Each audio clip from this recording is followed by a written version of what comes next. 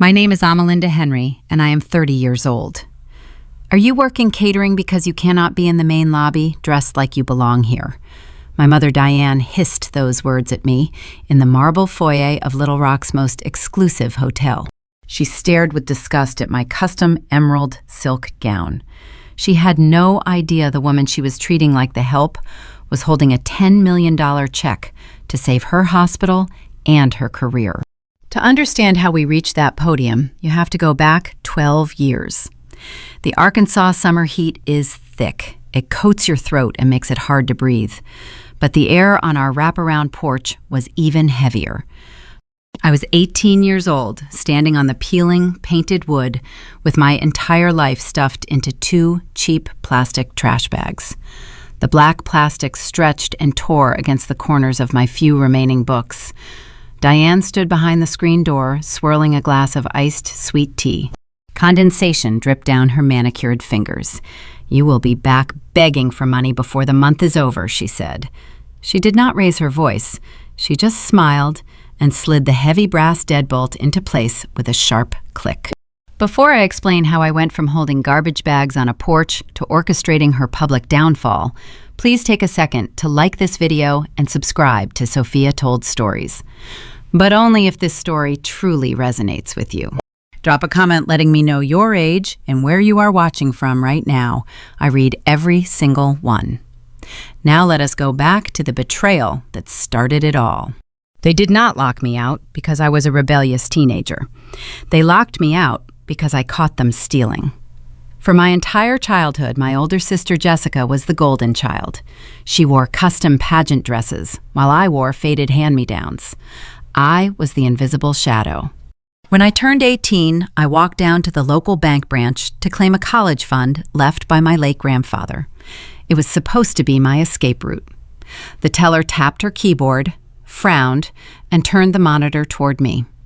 The balance was 0. My parents had forged my signature and drained $45,000. I ran home with the printed statement crumpled in my sweating fist. My father, Thomas, was sitting in his leather recliner reading the sports section. Diane was polishing silver at the dining table. I slammed the paper onto his newspaper. Thomas let out a slow sigh and folded the sports page. "Jessica has a reputation to uphold," he said, not even looking me in the eye. "We needed to secure the country club for her wedding reception.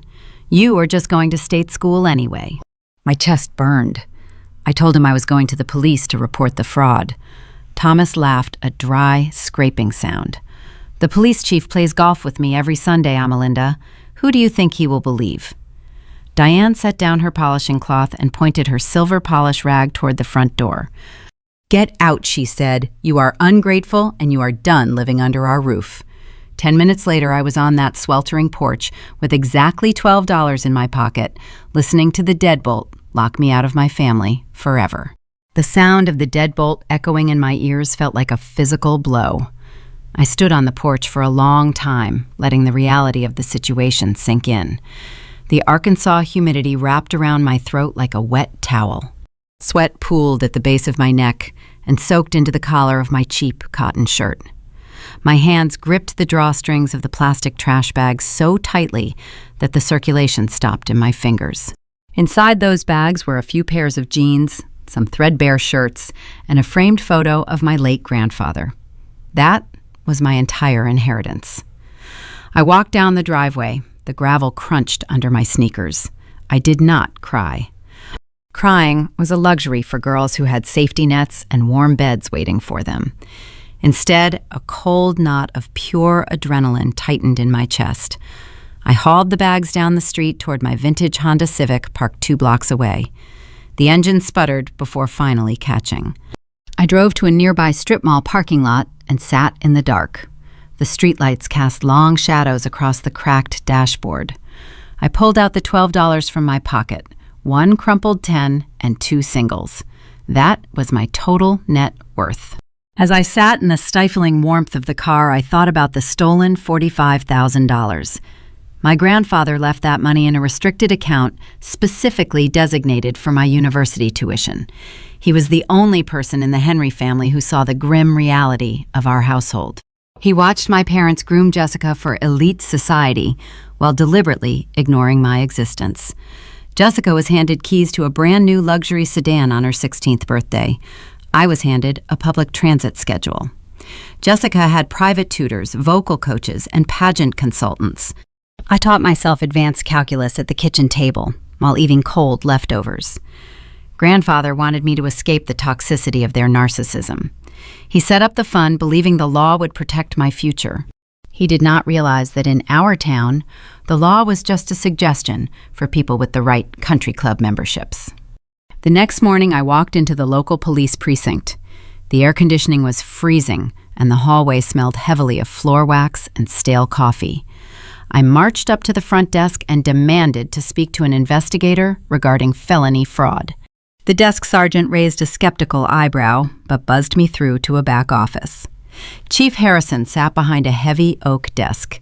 He was a large, imposing man with a flushed face and a thick mustache. A gold golf trophy sat proudly next to his wooden nameplate. I recognized that trophy instantly. He had won it playing in a doubles charity tournament with my father just 3 weeks prior. I sat in the stiff wooden chair and laid the printed bank statement on his blotter. I explained exactly what happened. I detailed how my parents forged my signature on a release document to liquidate my educational trust. Chief Harrison did not even bother to pick up the paper. He leaned back in his leather chair, steepled his fingers, and looked at me with a mixture of pity and profound annoyance. "Listen, Amalinda," he sighed heavily. "Your father is an outstanding citizen. He mentioned you were going through a rebellious phase. This is a private family matter. It does not belong inside a police precinct." My voice trembled, but not from fear. It trembled from raw fury. "It is grand larceny," I shot back. "They stole $45,000 from a legal trust. I have the documents right here. I want to press charges immediately."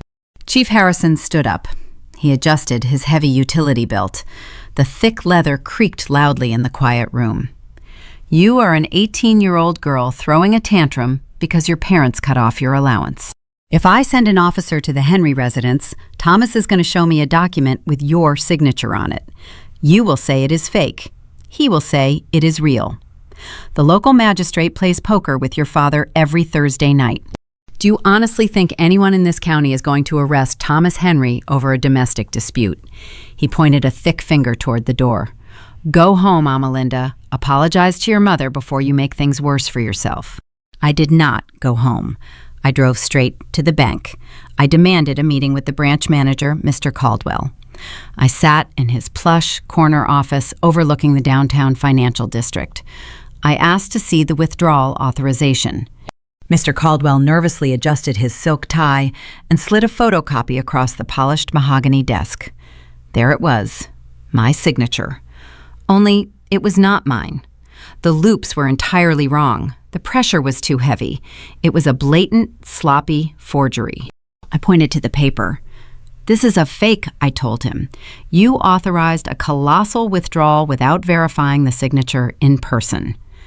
Mr. Caldwell looked away, his gaze fixed on a landscape painting on his wall. "Your father has been a premium account holder here for 2 decades. He assured me you were indisposed and needed the funds transferred immediately for a family emergency. He signed an indemnity clause. If you have an issue, you need to take it up with him in civil court." I stared at the banker, feeling the walls close in around me. To take them to civil court, I would need a lawyer. To hire a lawyer, I would need money. The exact money they had just allowed my father to steal. The system was a perfectly sealed circle of corruption. I walked out of the bank and stood on the hot pavement. I knew exactly what that supposed emergency was. It was not a medical crisis or a sudden debt. It was Jessica. She had recently gotten engaged to a local real estate heir. The groom came from old Southern money, and Diane was desperate to match their financial flex. Jessica had spent the last 3 months terrorizing local vendors planning a Southern Belle-themed wedding. I remembered sitting in the kitchen a week prior listening to Diane and Jessica review the budget. They had commissioned a custom imported silk gown. They had booked a historic plantation venue that required a staggering non-refundable deposit. They had ordered thousands of white orchids to be flown in overnight. I heard my father pacing in the hallway, muttering about liquidating assets to cover the down payments. I never imagined I was the asset they planned to liquidate. They burned my entire future to buy white orchids and imported silk. They sacrificed my college education so Jessica could ride in a horse-drawn carriage for a single afternoon.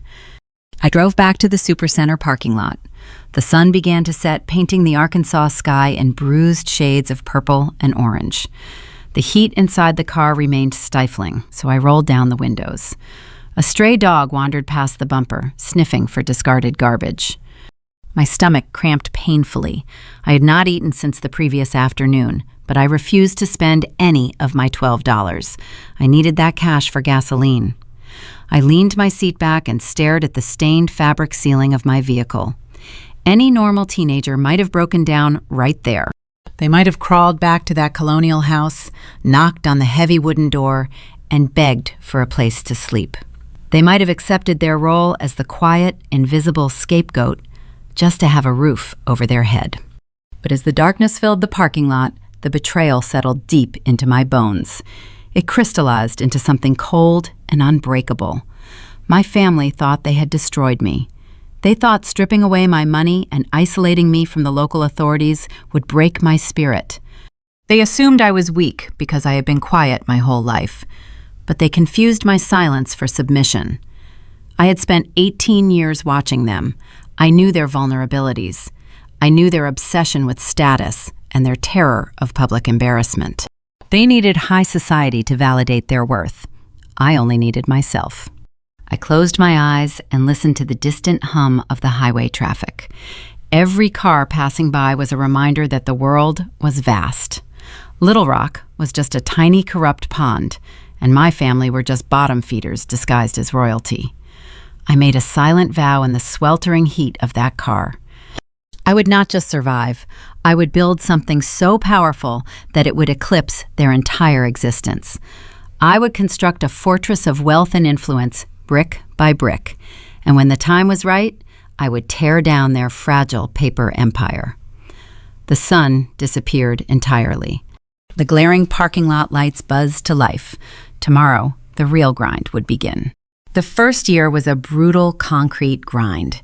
Pacing my rise was not an overnight montage, it was agonizing. I lived out of that beat-up 1998 Honda Civic in a 24-hour supercenter parking lot on the outskirts of Little Rock. The Arkansas heat turned the interior into a suffocating oven by 7 in the morning every single day. I showered in the mildewed stalls of a cheap strip mall gym and worked the graveyard shift at a local diner. The place smelled permanently of stale grease and burnt coffee.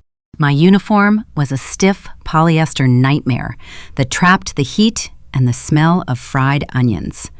Those were the sharp pebbles of my life grinding me down day after miserable day. But I kept that original crumpled $12 bill folded in my pocket like a promise. It was my anchor. Instead of letting the exhaustion break me, I observed. I watched the world from behind a sticky laminate counter, pouring endless cups of decaf for long-haul drivers. The diner sat right off Interstate 40, a major artery for freight moving across the southeast.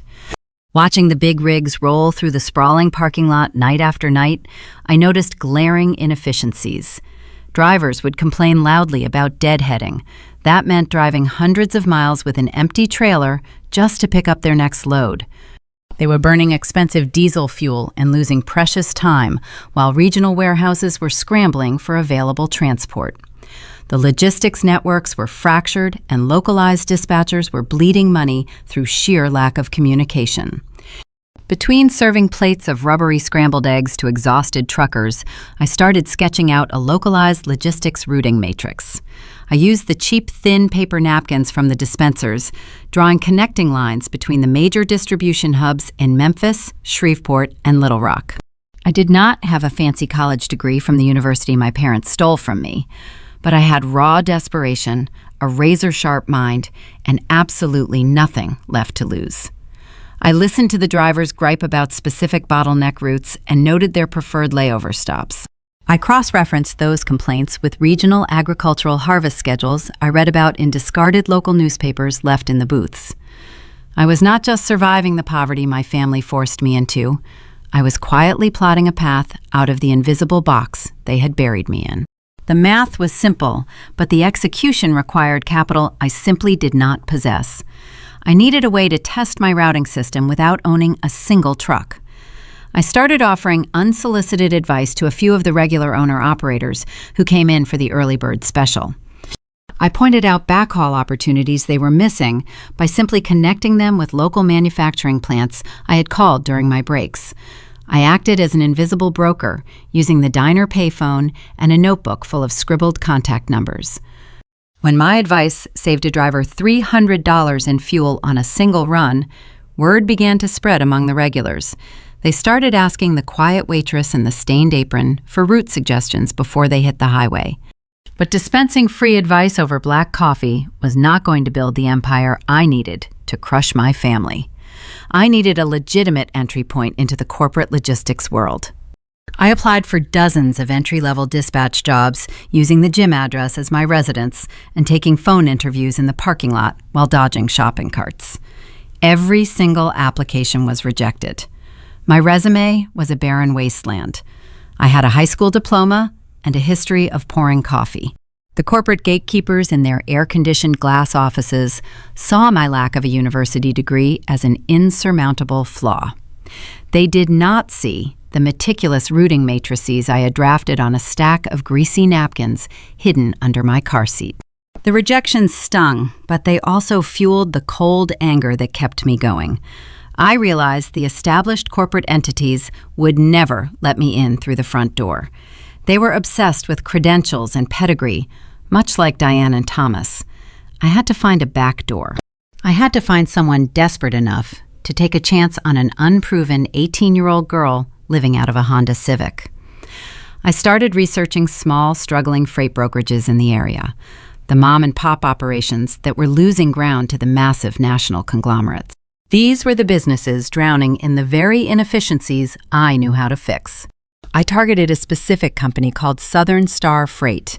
They were a mid-sized brokerage operating out of a rundown industrial park near the river. Their online reviews were abysmal, citing late deliveries, lost cargo, and a completely disorganized dispatch team.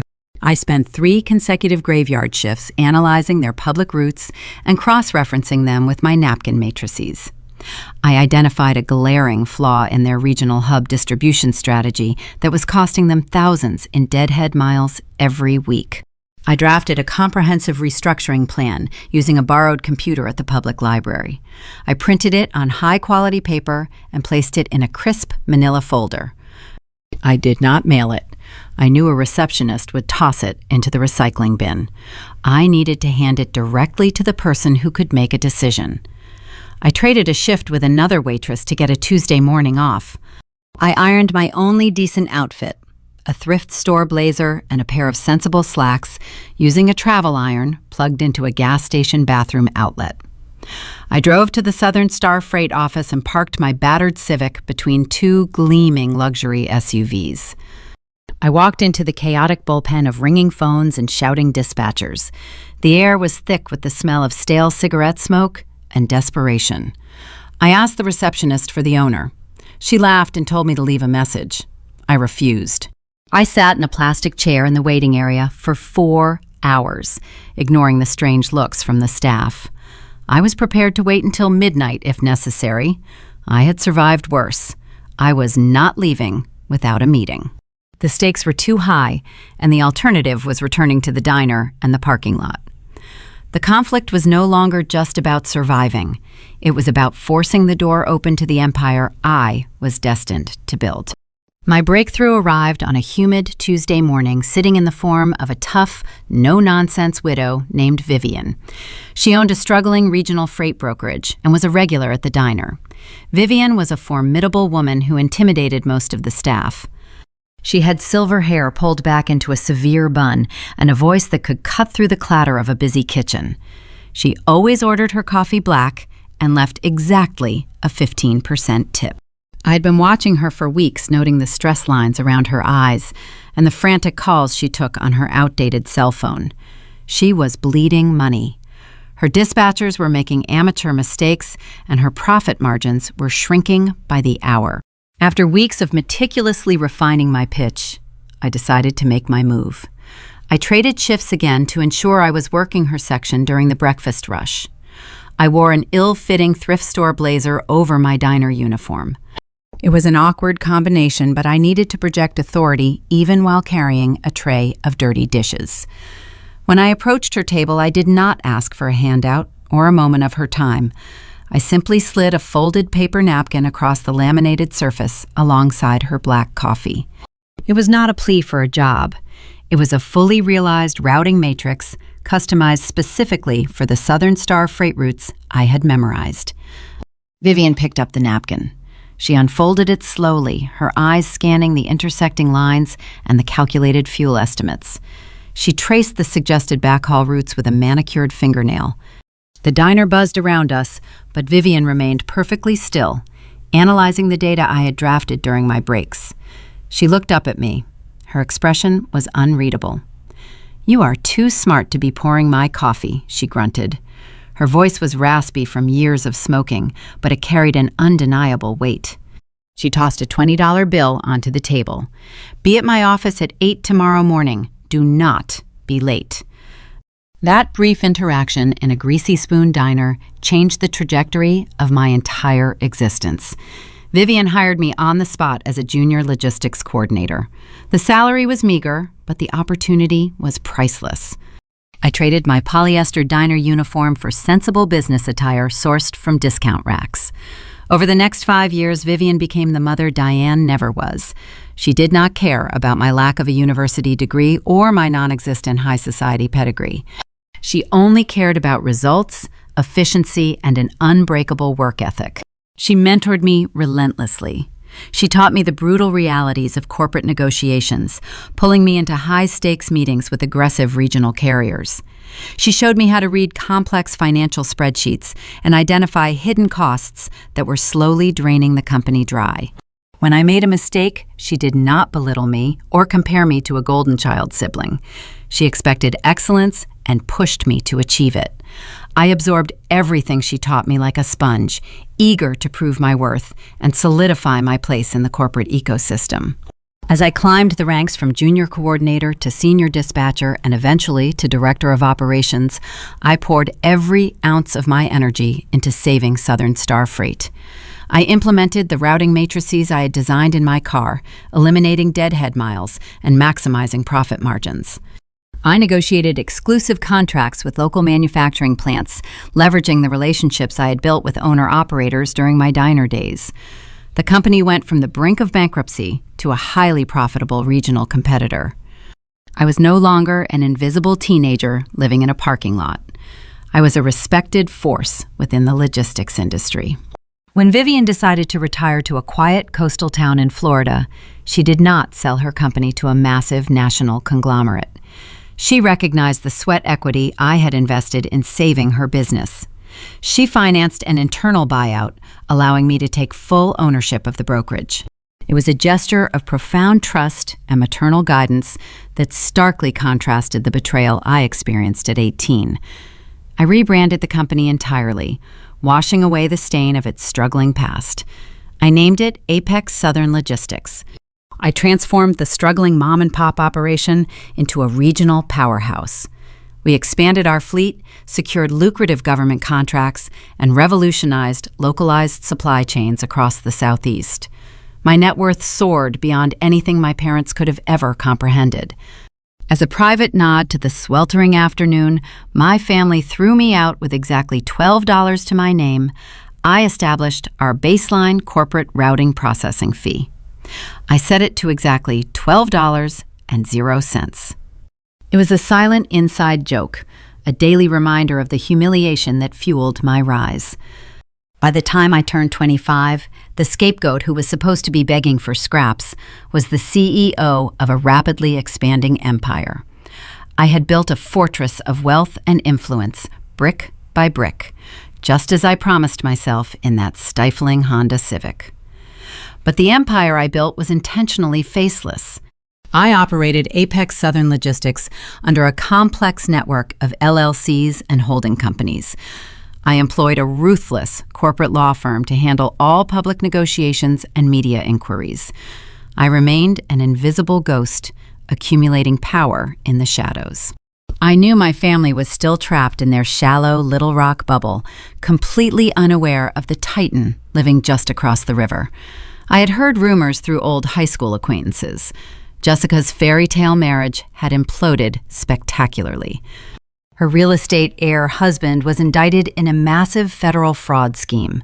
The ensuing scandal stripped away their wealth and left Jessica bankrupt. She retreated back to the colonial house, moving back into her childhood bedroom. Diane and Thomas were forced to absorb the financial shockwave, desperate to maintain their elite social facade despite the crushing weight of public disgrace. They assumed I was still a failure. They probably thought I was managing a fast food restaurant or living in a trailer park. They never bothered to verify my existence, because doing so would require acknowledging their own guilt. Their arrogance was their greatest vulnerability. They were drowning in debt, scrambling to preserve their fake country club status, while the daughter they discarded was quietly pulling the economic strings of the entire region. The stage was perfectly set. The invisible box they tried to bury me in had become the foundation of their ultimate destruction. The conflict was about to shift from a silent accumulation of power to a devastating public reckoning. Over the next 5 years, Apex Southern Logistics exploded from a regional competitor into a dominant force across the American Southeast. We moved beyond simple freight brokerage and began acquiring our own fleets, establishing strategic distribution centers, and securing lucrative government logistics contracts. My net worth quietly soared past the tens of millions. The $12 I once clutched in a sweltering parking lot had multiplied into a staggering fortune. But I refused to step into the spotlight. I remained an absolute ghost within the corporate ecosystem. To protect my peace and maintain strategic leverage, I restructured the entire organization under an anonymous holding company called Henry Vivian LLC. I never attended public networking events or allowed my photograph to be published in local business journals. When major negotiations required a face, I deployed a cutthroat corporate law firm to represent my interests. My lead attorney, Richard Sterling, was a distinguished man with silver hair and an impeccable tailored suit. He became the public avatar of my wealth. To the outside world, Richard was the brilliant mind orchestrating the acquisitions and philanthropic endowments. Only a select few executives within my inner circle knew the truth. They knew the real power rested with the young woman orchestrating the chessboard from a private office overlooking the Arkansas River. I bought a sprawling, secluded estate on 60 acres of pristine land. I filled it with rare art, custom furniture, and the quiet security I had craved since childhood. While I was building an empire, in the shadows my family was experiencing a very different reality. Karma had finally arrived at their doorstep in a spectacular fashion. Jessica's fairy tale marriage, the very reason my parents had stolen my college fund, imploded just 2 years after the extravagant wedding. Her husband, an heir to a prominent local real estate dynasty, was indicted in a sweeping federal fraud investigation. He had been running a sophisticated Ponzi scheme, using fake property developments to defraud investors out of millions. The ensuing scandal dominated the Little Rock news cycle for months. The federal government seized their assets, froze their accounts, and auctioned off their luxury vehicles. Jessica, the golden child who had never worked a day in her life, was left completely bankrupt and publicly humiliated. Stripped of her socialite status and designer wardrobe, she retreated to the only place she had left. She moved back into my parents' colonial house, occupying her childhood bedroom and drowning in self-pity. Thomas and Diane were forced to absorb the financial shockwave. Their obsession with high society appearances meant they could not simply allow Jessica to fade into obscurity. They needed to maintain the illusion of wealth and untouchable status, despite the crushing reality of their circumstances. What nobody in their elite country club circle knew was the true cost of maintaining that facade. Diane, desperate to fund Jessica's legal fees and preserve their lavish lifestyle, had secretly remortgaged the colonial house to the absolute hilt. She had taken out predatory loans against the property, convinced that her position as a hospital executive would eventually cover the compounding interest. They were living on borrowed time and borrowed money, suffocating beneath a mountain of hidden debt. Yet they never once tried to reach out to me. In their minds, I was still the disgraced failure who vanished with trash bags. A distant cousin who occasionally attended their holiday parties once ran into a former diner coworker of mine. The cousin relayed the rumor back to Diane that I was working in some grimy warehouse on the edge of town. Diane had reportedly laughed out loud, calling my supposed fate entirely fitting for a rebellious, ungrateful child. She assumed I was living paycheck to paycheck, struggling to pay rent in a rundown apartment. I let her believe it. I let them all believe the lie, because silence is the most terrifying weapon you can wield against narcissists. They thrive on drama, conflict, and knowing they have the power to hurt you. By removing myself completely, I starved them of their favorite supply. They were obsessed with fake appearances, terrified of losing their grip on the local social hierarchy. They spent their weekends attending charity galas and hosting lavish dinner parties, pretending the ground beneath them was not crumbling. They were entirely unaware that the daughter they erased, the teenager they threw out like garbage, was now the invisible hand controlling the city's wealth. I was anonymously funding the local symphony, the public library expansion, and the very civic projects they pretended to support. The contrast between our lives was poetic. While Diane panicked over mounting credit card bills and foreclosure notices, I was reviewing acquisition portfolios over morning coffee. While Jessica cried over sold designer handbags, I was finalizing a multi-million-dollar merger. I watched their desperate struggle from a safe distance, my emotional detachment complete. I had no desire for petty revenge or screaming matches. I knew the fragile house of cards they had built was destined to collapse under its own weight. I just needed to wait for the wind to blow in the right direction. The opportunity for a devastating public reckoning arrived sooner than I anticipated, and it came directly from Diane herself. The tension escalated rapidly when Diane's professional world began to crack, reflecting the chaos of her personal finances. Her role as Vice President of Administration at the largest medical center in Little Rock was her final anchor to the elite society she craved. It provided the salary, keeping the predatory loans at bay, and the title she wielded like a weapon. But Diane had made a fatal miscalculation in her desperation to keep Jessica afloat. The conflict was about to shift from a silent accumulation of power to a collision course that would force the invisible CEO to step out of the shadows. The tension escalated the moment Diane's carefully curated professional sanctuary began to fracture. For over a decade, my mother had treated the Little Rock Medical Center as her personal kingdom. Her title as Vice President of Administration was not just a job, it was her armor. It provided the country club dues, the leased luxury vehicles, and the illusion of untouchable prestige. But that armor was rusting from the inside out. Diane had made a fatal administrative miscalculation, fueled by her desperate need to keep Jessica entrenched in the local upper crust. Following the spectacular implosion of her marriage and the subsequent federal fraud scandal, Jessica needed an income that matched her expensive tastes. But she possessed zero marketable skills. She had never written a resume or sat through a standard job interview. To solve this, Diane abused her executive authority. She fabricated a position out of thin air, bypassing human resources entirely. She appointed Jessica as the senior patient experience consultant. It was a phantom role carrying a six-figure salary, an expense account, and a corner office on the administrative floor. While actual nurses worked double shifts dealing with understaffed wards, Jessica spent her days browsing luxury real estate listings online and complaining about the temperature of her complimentary lattes. The scent of her expensive vanilla diffusers drifted down the hallway, masking the stench of the underlying corruption. The nepotism was a ticking time bomb, and the detonator was finally pressed during a routine quarterly financial review. The hospital board of directors, comprised of the most ruthless business minds in Arkansas, caught wind of severe budget discrepancies.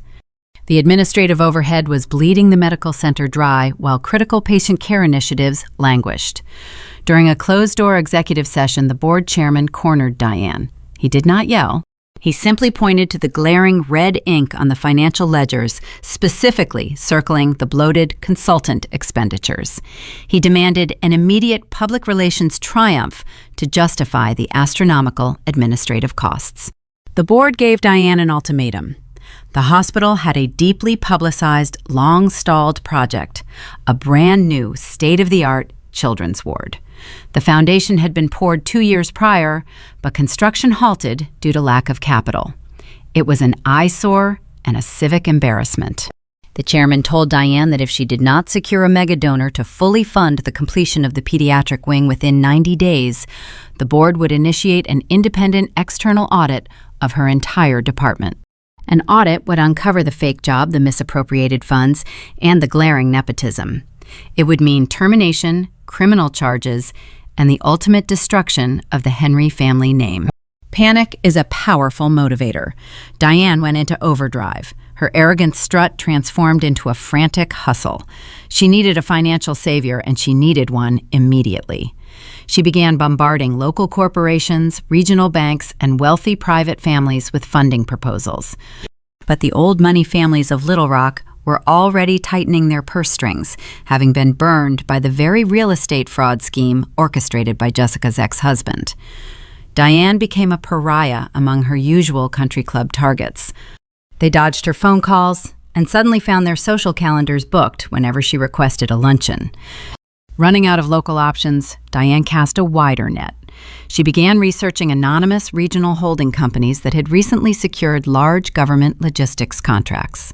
That frantic search led her directly to the digital doorstep of Henry Vivian, LLC. Sitting in my private office overlooking the river, I watched this desperation unfold in real time. My executive assistant walked into my suite carrying a printed stack of correspondence. She placed the papers on my cold glass desk with a knowing smile. "You are going to want to read these," she said. I picked up the top sheet. It was an email sent directly to my corporate liaison address, signed by Diane Henry, Vice President of Administration. The tone of the message was jarring. I was accustomed to my mother speaking in sharp, dismissive commands. The woman who wrote this email was practically crawling on her hands and knees.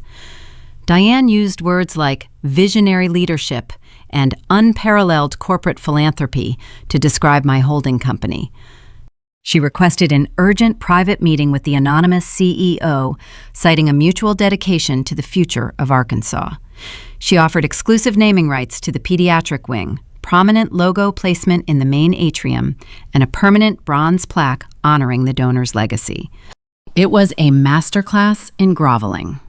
I leaned back in my leather chair and read the subsequent follow-up emails. There were 6 in total, sent over the course of 2 weeks. Each one grew slightly more frantic.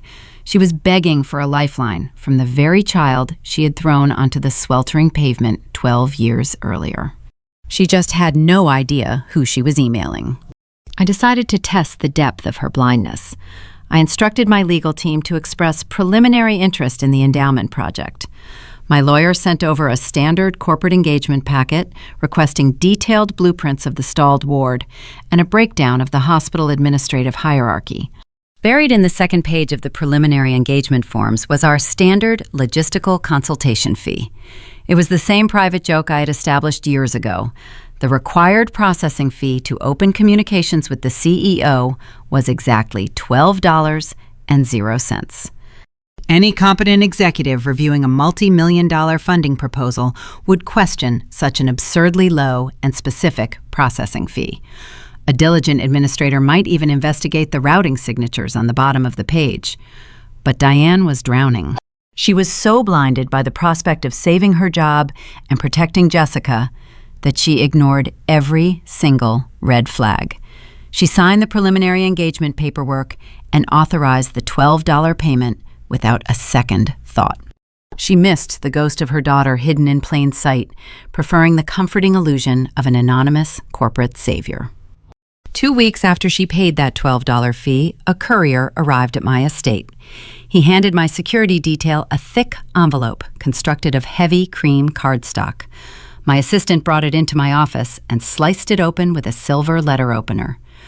Inside was an official invitation to the hospital annual prestigious fundraising gala. The lettering was embossed in gold foil.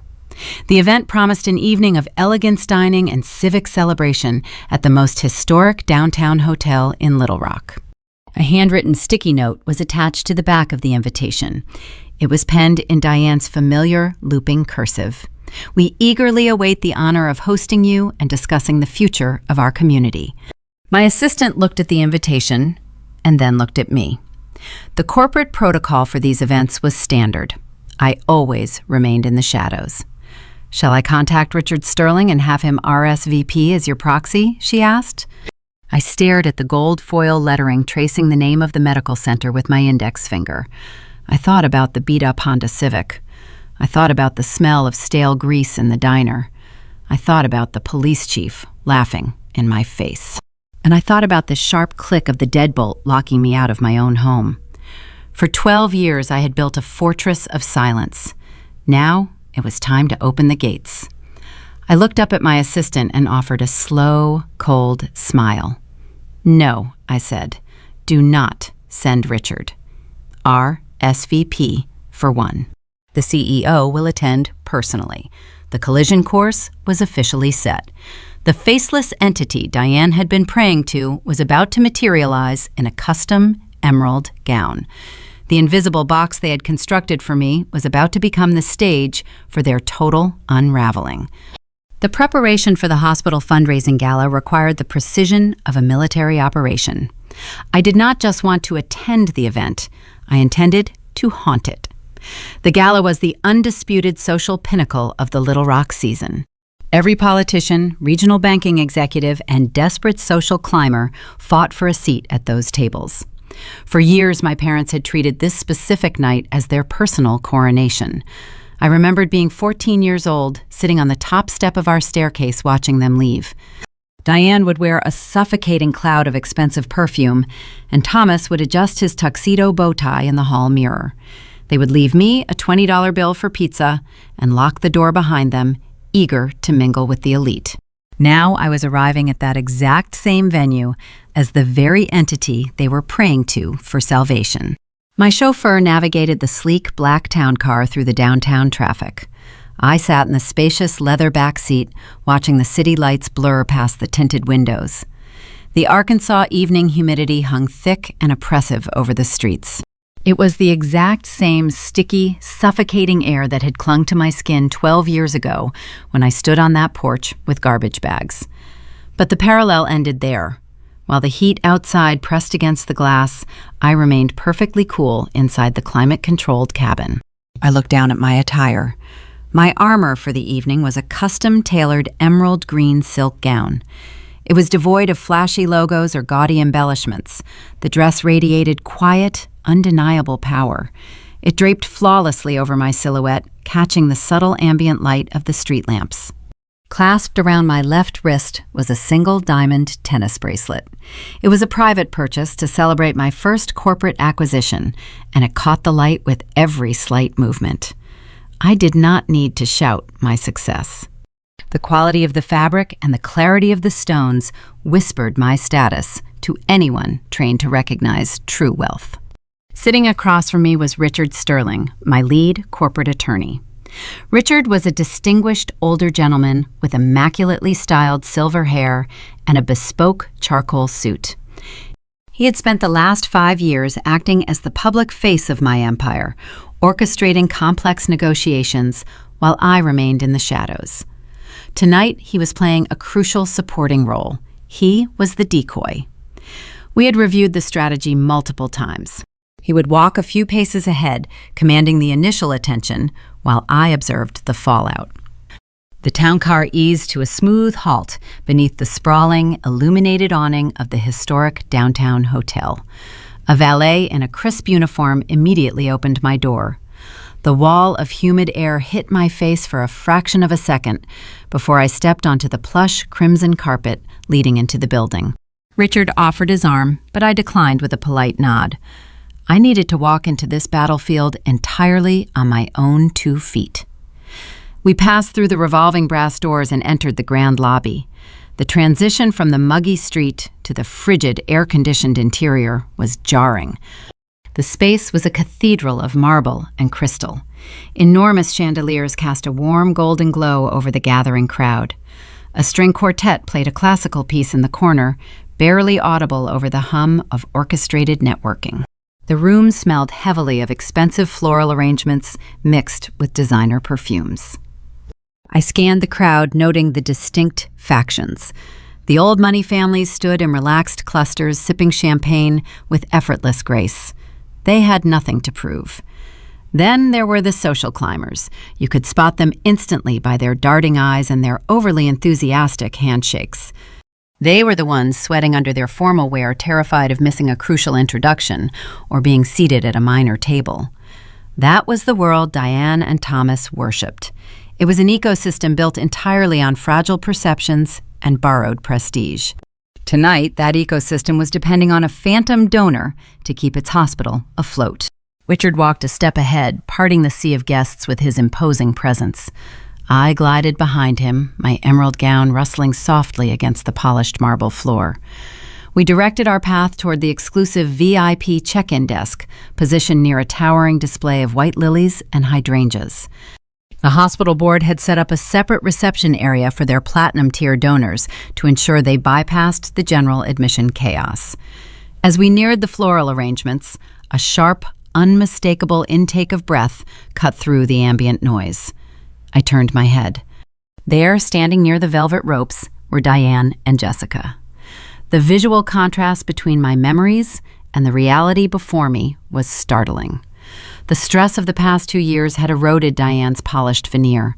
The deep lines etched around her mouth were visible even under heavy professional makeup. Her posture, once rigidly arrogant, now carried a frantic, desperate edge.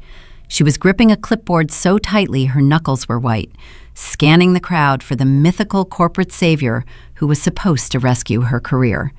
Jessica stood beside her, looking like a faded ghost of her former golden child status. Without her real estate heir husband and his bottomless credit cards, her wardrobe had suffered a severe downgrade. She wore a designer dress, but it was distinctly out of season. The fabric looked tired, and the fit was slightly off, suggesting she had pulled it from the depths of her closet rather than purchasing something new for the occasion. She held a stack of VIP lanyards, playing the role of the senior patient experience consultant. In reality, she looked like an overwhelmed hostess, terrified of dropping her papers. Their eyes locked onto me. I watched the cognitive dissonance explode across their faces in real time. They saw a woman with flawless hair, wearing a gown that cost more than their remaining credit limit. They saw the flash of the diamond bracelet catching the chandelier light. But the face belonged to the teenage scapegoat they had discarded. The daughter, who was supposed to be covered in warehouse grime, begging for scraps. Diane's jaw slackened. Her eyes darted wildly from my face to the silk of my dress to the confident posture I commanded. Jessica's mouth opened, but no sound came out. She blinked rapidly, her brain clearly short-circuiting as she tried to compute the impossible data before her. The invisible box they had constructed for me was shattering right in front of their eyes. They were paralyzed by the shock of my presence. They were so absorbed in the terrifying realization that the failure they had erased had somehow infiltrated their elite sanctuary that they did not even notice Richard standing just a few feet away. The silence stretching between us was heavy-loaded with 12 years of unspoken rage and impending ruin. Diane was about to make the biggest miscalculation of her entire life. She was about to open her mouth, and the confrontation was going to set the trap permanently in place. The paralysis gripping my mother broke. Survival instinct kicked in, manifesting as pure, unadulterated hostility. Diane marched across the polished stone floor, her heels clicking in a rapid, sharp rhythm that echoed over the soft classical music playing in the background. The crimson flush creeping up her neck clashed terribly with the heavy diamond necklace resting against her collarbone. She closed the distance between us, stopping mere inches from my face. The scent of her signature expensive perfume washed over me, a suffocating floral odor that instantly transported me back to the stifling hallways of my childhood home. "Amalinda," she hissed, dropping her voice to a venomous whisper to avoid drawing attention from the old money clusters mingling nearby. "What on earth are you doing here?" Her eyes darted frantically over the custom green silk of my gown, searching for a flaw, a uniform badge, a stain, anything to validate her preconceived narrative. "Are you working catering? Because you cannot be in the main lobby dressed like you belong here." Before I could formulate a response, Jessica stepped up to flank our mother. Up close, the frayed stitching on my sister's out-of-season bodice was painfully obvious. Without the bottomless credit cards of her disgraced ex-husband, she was struggling to maintain the facade of a wealthy socialite. She clutched a leather-bound clipboard to her chest like a protective shield. "Seriously, Amy, leave," Jessica sneered, using the childhood nickname I had always despised. "Mom is hosting the VIP reception. The billionaire CEO of our new donor company is supposed to be here any minute. If you ruin this for us, I swear." I looked at my older sister, observing the nervous tremble in her hands. She still believed she held the high ground. She was clinging to her fabricated role as senior patient experience consultant, terrified that my unexpected presence would somehow expose her incompetence to the hospital board members standing just a few yards away. She was a drowning woman using a clipboard as a life raft. Then the dynamic shifted. Diane shifted her gaze past my shoulder and spotted Richard Sterling standing a few feet away. My lead corporate attorney embodied the exact archetype of Southern corporate power. His bespoke charcoal suit fit impeccably. His silver hair was perfectly styled, and his posture radiated the effortless authority of a man accustomed to making million-dollar decisions before breakfast. My mother's brain connected the dots incorrectly, but entirely predictably. To her warped perception of reality, Power looked like an older, wealthy gentleman. It certainly did not look like the daughter she threw onto the pavement 12 years ago. The physical transformation Diane underwent in a fraction of a second was a masterclass in manipulation. The venomous, sneering mother vanished instantly.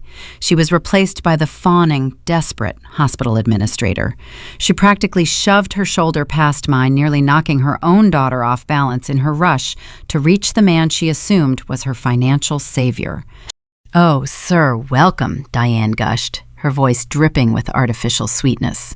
She extended a manicured hand toward Richard, her facial muscles straining to maintain a bright, welcoming smile. "We are so incredibly honored to have you here tonight. Please let me escort you to the private lounge. We have a special reserve champagne waiting just for you." She paused, keeping her hand extended toward my attorney, and shot a venomous glare back at me over her shoulder. "Amalinda," she snapped her tone, reverting to ice, "get out of catering and get out of this man's way." I watched the interaction unfold with a sense of profound, detached fascination. Richard glanced at the manicured hand offered to him and then shifted his gaze to me. His expression remained entirely neutral, maintaining flawless corporate restraint. He did not introduce himself.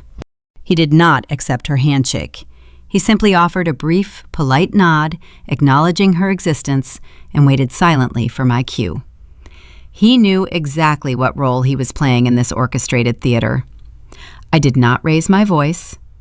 I did not cause a scene or display a single ounce of the rage that had fueled my rise from poverty. I stood my ground on the cold marble floor and looked deeply into my mother's eyes. Beneath the heavy professional makeup and the forced smile she was directing at Richard, I saw sheer, unadulterated terror. She was clinging to a status that was already dead and buried. She just did not realize the dirt had already been shoveled over the coffin. I offered her a polite, empty smile. It was the exact type of pleasant, hollow expression you give a stranger who asks a foolish question in a public place. "I am not catering, Diane," I said smoothly.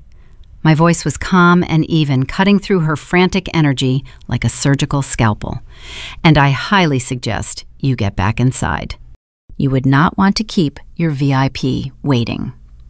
Before she could process the chill in my tone or decipher the meaning behind my words, I turned away from her. I stepped toward the entrance of the private executive lounge. A thick, plush barrier blocked the pathway, guarded by a security detail checking names on a digital tablet. I did not wait for the guard to address me. I reached out, unclipped the brass hook of the velvet rope myself, and stepped through the boundary. The security guard looked up, ready to intervene and demand my credentials. He glanced down at his tablet, saw the specific high-level access clearance Richard had pre-authorized for the Apex executive team, and immediately stepped back. He offered a respectful nod, holding the rope open for my attorney to follow me. Diane and Jessica stood completely frozen on the other side of the velvet boundary. Their minds could not process the sequence of events unfolding before them. The supposed catering worker, the disgraced family's scapegoat, had just bypassed the most exclusive security checkpoint in the building without showing a single piece of identification. I walked into the executive area, leaving them stranded in the chaotic general admission lobby. The atmosphere inside the inner sanctum was a stark contrast to the noise outside. It was hushed and elite, smelling of aged bourbon and expensive hors d'oeuvres. Waiters in pristine white jackets circulated silently, carrying trays of delicacies. I took a glass of sparkling water from a passing tray, taking a slow, deliberate sip. Richard fell into step beside me, allowing the velvet rope to swing shut, sealing the entrance behind us. Through the glass partition separating the lounge from the main foyer, I watched the aftermath of our brief encounter. Diane was grabbing Jessica by the arm, pulling her toward a secluded alcove near the coat check. They were whispering frantically. Diane's hands were shaking so badly she dropped a pen from her clipboard. She looked back at the velvet rope, her expression a turbulent mixture of bewilderment and rising dread. She had an entire gala to run, a pivotal speech to deliver, and a multi-million-dollar donor to impress. Her career and her home hung in the balance. Yet her discarded daughter had just shattered her concentration minutes before the main event.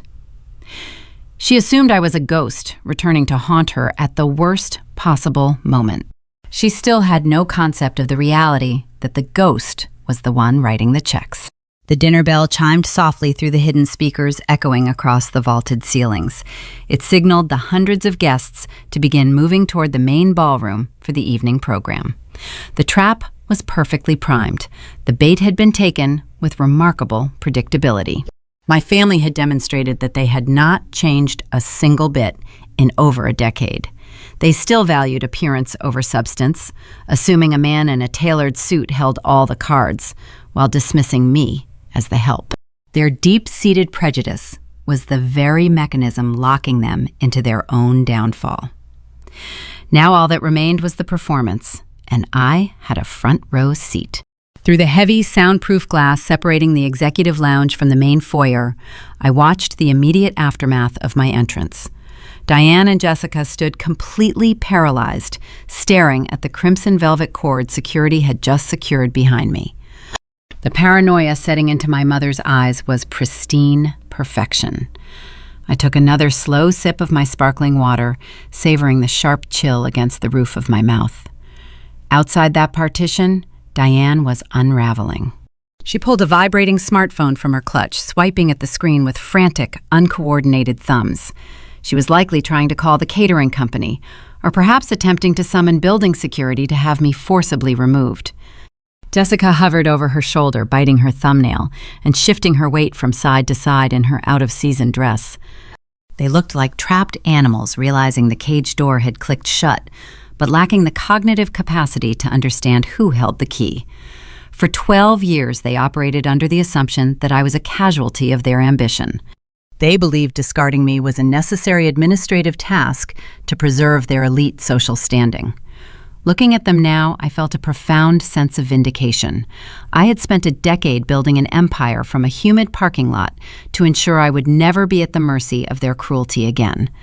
Yet even with all my wealth, I knew a simple bank transfer would never heal the wound they inflicted. Justice required a public stage.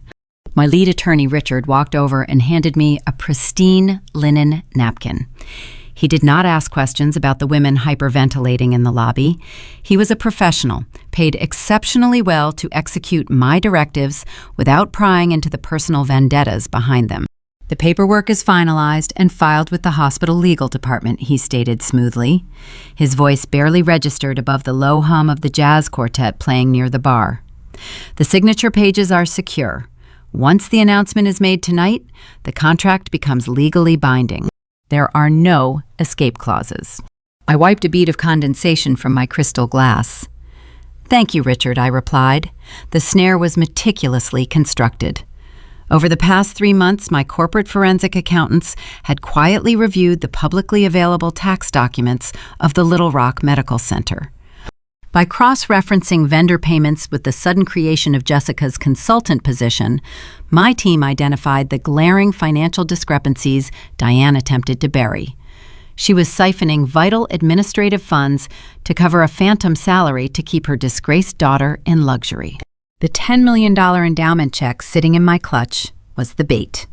The binding contingencies attached to that money represented the steel teeth of the trap. Many people might question the lengths I went to secure this exact moment.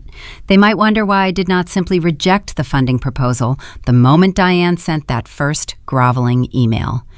It would have been incredibly easy to issue a standard corporate denial. The hospital board would have eventually discovered her embezzlement.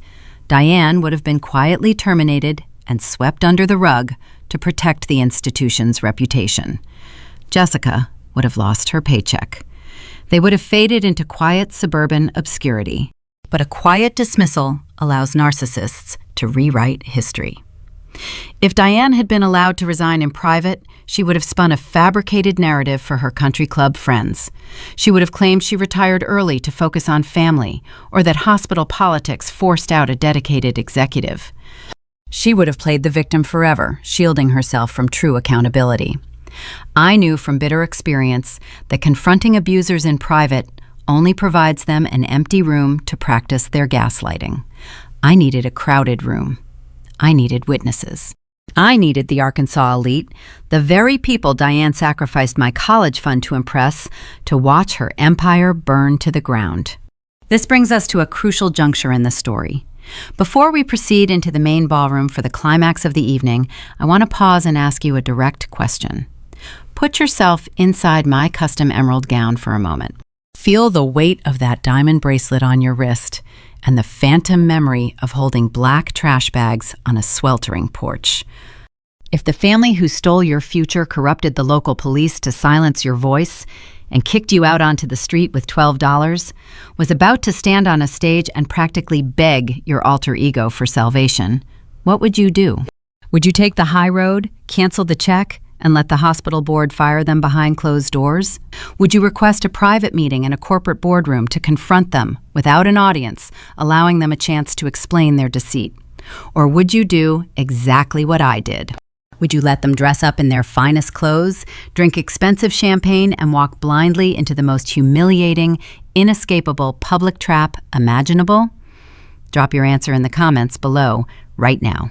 I read through these responses because I need to know if I am the only one who believes karmic justice must be served cold and on a silver platter in front of 400 people. Let me know your strategy. And please make sure you are subscribed to Sophia Told Stories and hit that like button, because the moment Diane took the microphone, my meticulous trap finally snapped shut. The soft chiming of crystal glasses signaled the end of the cocktail hour. The heavy mahogany doors separating the lounge from the grand ballroom swung open, guided by the waitstaff. The aroma of roasted tenderloin and fresh orchids flooded the space. It was time for the evening program to commence. I adjusted the neckline of my silk dress and took a slow, deliberate breath. The anxiety that used to plague my teenage years, the constant fear of never being enough for my parents, was completely gone. In its place rested a cold, unbreakable resolve. I walked alongside Richard, merging with the stream of wealthy donors, politicians, and hospital executives moving toward their assigned tables. Through the crowd, I caught another glimpse of Diane and Jessica. They were being ushered toward the administrative tables near the front stage. Diane was adjusting the collar of her gown, attempting to plaster a confident smile over her lingering panic. She was preparing to deliver the most important speech of her career. She was preparing to introduce the anonymous visionary CEO who was saving her department from an impending audit. She had practiced her lines in the mirror, unaware that every single word she was about to speak would serve as the nails sealing her professional coffin. I found my designated seat at a dimly lit table positioned perfectly in the center of the room. The lighting cast deep shadows across my features, obscuring my identity from the stage. I sat back and watched the room settle into a hushed, expectant hum. The trap was armed, the audience was seated. The curtain was rising on the final act of Diane Henry's elaborate masquerade. The grand ballroom of the historic downtown hotel was a masterclass in gilded excess. Hundreds of crystal prisms dangled from sprawling chandeliers, casting a warm, fractured glow over 400 of the most influential citizens in Arkansas. The air carried a dense blend of roasted tenderloin, starched linens, and the cloying scent of imported white orchids. Waitstaff in pristine tailored vests moved invisibly between the round tables, clearing fine china plates with practiced silence. I sat at a table positioned deliberately near the front left edge of the stage. A subtle shadow cascaded from a nearby floral pillar, keeping my features obscured while granting me a perfect vantage point. At the prime administrative table positioned dead center, my family held court. Thomas sat rigidly in his rented tuxedo, nursing a crystal glass of bourbon. His jaw clenched rhythmically, a subtle physical tell of the financial anxiety hidden beneath his veneer of country club stoicism. He checked his gold wristwatch, a piece of jewelry that likely held a secondary lien against it. He projected the image of a bored patriarch, but his restless leg bouncing beneath the tablecloth betrayed his underlying panic. If this endowment fell through, the ensuing financial audit would strip him of his remaining dignity. Jessica sat beside him, pushing a piece of chocolate cake around her plate with a silver fork. The frayed edges of her outdated designer bodice were less noticeable in the dim lighting, but her frantic energy remained obvious. She kept checking her smartphone, likely tracking the latest gossip regarding her disgraced ex-husband, while attempting to maintain the illusion of a vital hospital consultant. The clinking of crystal goblets and the soft scrape of silver forks against porcelain created a steady, rhythmic backdrop to the evening. That dull roar of polite networking quieted when a sharp, melodic chime rang through the main sound system. Dr. Aris Thorne, the chief of medicine, approached the podium. He was a brilliant pediatric surgeon, but a notoriously naive administrator. He cared deeply about healing children, leaving the bureaucratic maneuvering and budget allocations entirely to executives like Diane. He had spent the last 24 months performing triage on a financial failure he did not create. He wore a simple, tailored suit, preferring the operating room to the gala circuit. He stepped up to the microphone, tapping it once to ensure it was live. Dr. Thorne spoke passionately about the stalled pediatric wing. He described the empty concrete shell sitting adjacent to the main hospital campus, a haunting daily reminder of broken civic promises. He detailed the critical care units that remained unopened and the vulnerable families forced to travel to out-of-state facilities due to a lack of local resources. Then his tone shifted from solemn to triumphant. But tonight he announced, his voice echoing across the vaulted ceiling, that empty shell becomes a beacon of healing. To present this historic milestone, please welcome our Vice President of Administration, the woman who orchestrated this triumph, Diane Henry. Polite applause rolled through the room. Diane stood up, smoothing the front of her expensive evening gown. She patted Thomas on the shoulder, offering a tight, confident nod. She glided across the carpeted steps, ascending the stage with the practiced grace of a seasoned politician. This was her element. This was the public validation she craved more than oxygen. She approached the wooden podium and adjusted the slender microphone stem. She looked out over the sea of faces, dropping her chin slightly to project an aura of profound humility. "Thank you, Dr. Thorne," Diane began. Her voice trembled, carrying a precise, measured dose of theatrical emotion. She gripped the edges of the lectern, projecting the image of a humble public servant overwhelmed by divine grace. For 2 agonizing years, our administrative team has prayed for a solution to our stalled pediatric wing. We reached out to the community seeking a partner who shared our vision for the future of Arkansas healthcare. Tonight, we are graced by a genuine miracle. I watched her scan the audience. Her eyes swept right past my shadowed table, searching the center aisle for the distinguished silver-haired attorney she had fawned over in the lobby. A brilliant, fiercely private business leader has stepped forward, she continued, her voice rising in pitch. Through Apex Southern Logistics, this remarkable entity has finalized a historic $10 million endowment. The funds guarantee the immediate completion and perpetual staffing of our new children's ward. Diane paused, letting the sheer weight of the number wash over the crowd. Soft gasps and murmured approvals rippled through the front rows. She placed a manicured hand over her heart, preparing to deliver the ultimate dramatic irony. I leaned forward in my chair, my pulse remaining steady as a metronome. This donor, Diane proclaimed, her tone dripping with pious reverence, understands the sacred bond of family. They embody the loyalty and integrity that define our great state, unlike those selfish individuals who turn their backs on their own blood when times get difficult. The hypocrisy was thick enough to choke on. She was standing on a stage praising a faceless corporation for its family values, while simultaneously taking a public veiled stab at the teenage daughter she threw onto the pavement 12 years ago. She genuinely believed she was securing her legacy. She thought she was cementing her untouchable status, while reminding her country club peers that she was a martyr who survived an ungrateful, rebellious child. "It is the greatest honor of my entire professional career," Diane announced, raising her arms in a gesture of triumphant invitation. "Please join me in welcoming our savior, the CEO of Apex Southern Logistics." The ballroom erupted. 400 wealthy patrons, politicians, and physicians surged to their feet in a thunderous standing ovation. The applause was deafening, echoing off the gilded walls. A brilliant white spotlight cut through the ambient haze, whipping frantically across the room as the lighting technician searched for the guest of honor. At a VIP table near the center aisle, Richard Sterling stood up.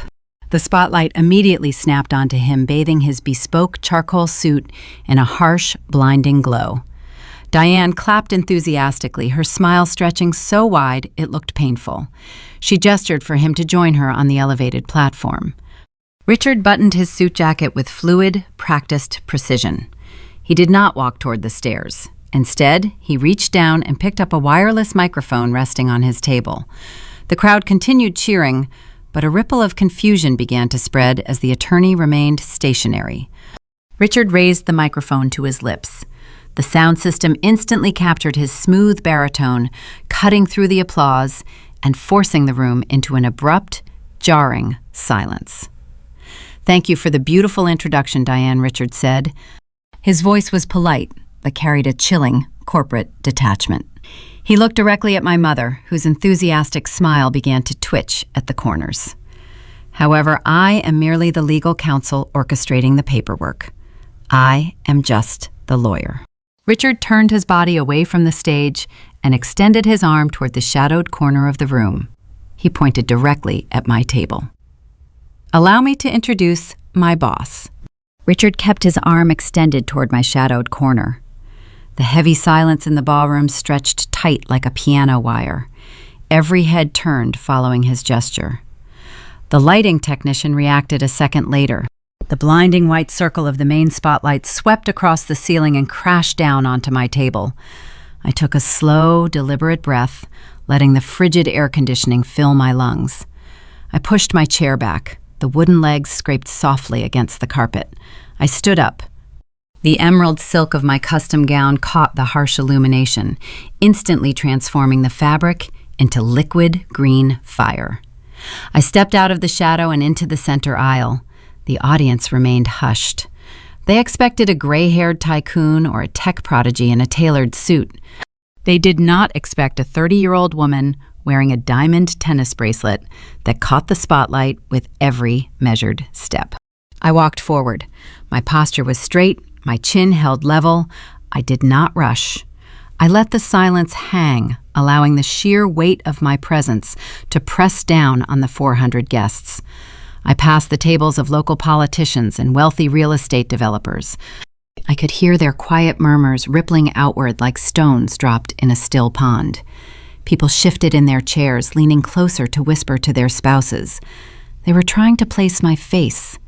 They searched their memories for my profile in local business magazines or charity gala registers. They found nothing. I was an enigma wrapped in silk, walking toward a podium that held the fate of their medical center. I kept my gaze fixed straight ahead, focused entirely on the stage. Up on the elevated platform, Diane stood frozen behind the wooden lectern. At first, her face registered mere confusion.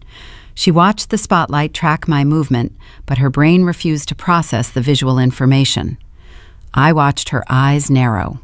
She recognized the color of the dress from our brief encounter in the lobby. She remembered the catering insults she hurled at me. Then the proximity closed. I stepped within 50 feet of the stage. The harsh stage lighting illuminated my facial features with undeniable clarity. The cognitive dissonance shattered.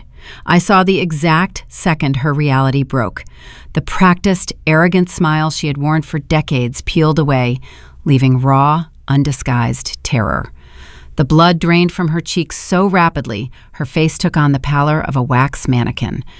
Her manicured hands gripped the edges of the podium so tightly, her knuckles turned a stark bone white. Down in the third row, the ripple effect hit my remaining family members.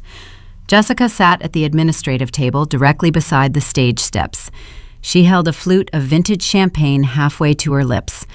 She recognized my face a fraction of a second after our mother did. Her fingers went limp. The crystal glass slipped from her grasp and plummeted toward the marble floor. It shattered with a sharp, crisp crack. Golden liquid splashed across the hem of her outdated designer dress and soaked into the carpet. Nobody at her table even noticed the mess. Their eyes were glued to me. A few feet away, Thomas sat rigid. He had been bouncing his knee under the table all evening, fighting off his mounting financial anxiety. His leg stopped moving. He lowered his bourbon glass very slowly, placing it onto the linen tablecloth with trembling fingers. He stared at me like he was looking at a ghost. I reached the base of the carpeted stairs leading up to the stage. The hospital board members were seated in a semicircle behind the podium. One of them, a balding man wearing a dark, tailored suit, stepped forward, holding an oversized ceremonial novelty check. The cardboard prop had $10 million printed across the front in bold black ink. He held it out toward me, his expression an uncomfortable mix of professional courtesy and utter bewilderment. He could feel the toxic tension radiating from Diane, but he had a script to follow. I climbed the steps with fluid grace. I reached the landing and accepted the oversized check from his hands. I offered him a brief, polite nod, acknowledging his role in this theater. He stepped back quickly, retreating to the safety of his chair. I walked the final few feet toward the center of the stage. I stepped up to the wooden lectern, stopping shoulder to shoulder with the woman who birthed me. The physical proximity was jarring. I could smell the sharp underlying scent of cold sweat cutting through her expensive floral perfume. Diane was trembling. The podium vibrated slightly beneath her rigid grip. She did not look at me. She stared straight ahead into the blinding spotlights, trapped in a prison of her own making. I did not offer her a reassuring glance. I set the edge of the ceremonial check against the lectern and leaned into the slender stem of the microphone. The ballroom was silent. 400 of the most powerful citizens in Arkansas held their breath, waiting for the mysterious benefactor to speak. The only sound was the faint hum of the air conditioning vents overhead. I looked down into the third row. I locked eyes directly with Thomas. I let him see the cold, unbreakable resolve I had forged in the parking lots and diners he forced me into. I did not blink. I brought my lips close to the microphone mesh. "Thank you for that beautiful introduction, Diane," I said. My voice rang crystal clear, echoing across the vaulted ceiling and bouncing off the gilded walls. The acoustics of the room amplified the steady, calm cadence of my words. I paused for a single heartbeat, letting the crowd absorb the strange, familiar tone I used to address their esteemed hospital executive. Then I delivered the final blow, or as I used to call you, Mom. The acoustic reaction of the room was instantaneous and deafening. A collective, shocked gasp tore through the audience. It sounded like all 400 guests inhaled sharply at the exact same moment. The murmurs erupted immediately, transforming into a frantic, chaotic buzzing. Chair legs scraped against the floor as people leaned forward, straining to hear the rest of the unfolding drama. Board members behind me exchanged wild, bewildered glances. Doctors covered their mouths. Politicians whispered frantically to their aides. Diane remained trapped beside me. The perfect illusion she spent decades cultivating shattered into a million irreparable pieces in front of her most coveted peers. She opened her mouth to speak, to deny the claim, to spin a lie, but her vocal cords failed her. Her jaw worked silently, opening and closing in mute horror, like a suffocating fish pulled onto dry land. She looked out at the sea of faces she had worshipped her entire life. She saw their confusion, morphing into intense, scrutinizing suspicion. They were putting the pieces together. They were remembering the teenage daughter who mysteriously vanished 12 years ago. They were staring at the hospital vice president, realizing she just unknowingly begged her discarded child for financial salvation. The revelation was devastating, but it was merely the opening act of my performance.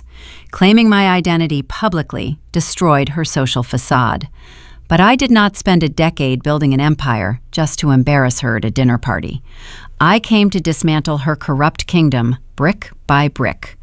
The crowd noise continued to swell, threatening to overtake the room.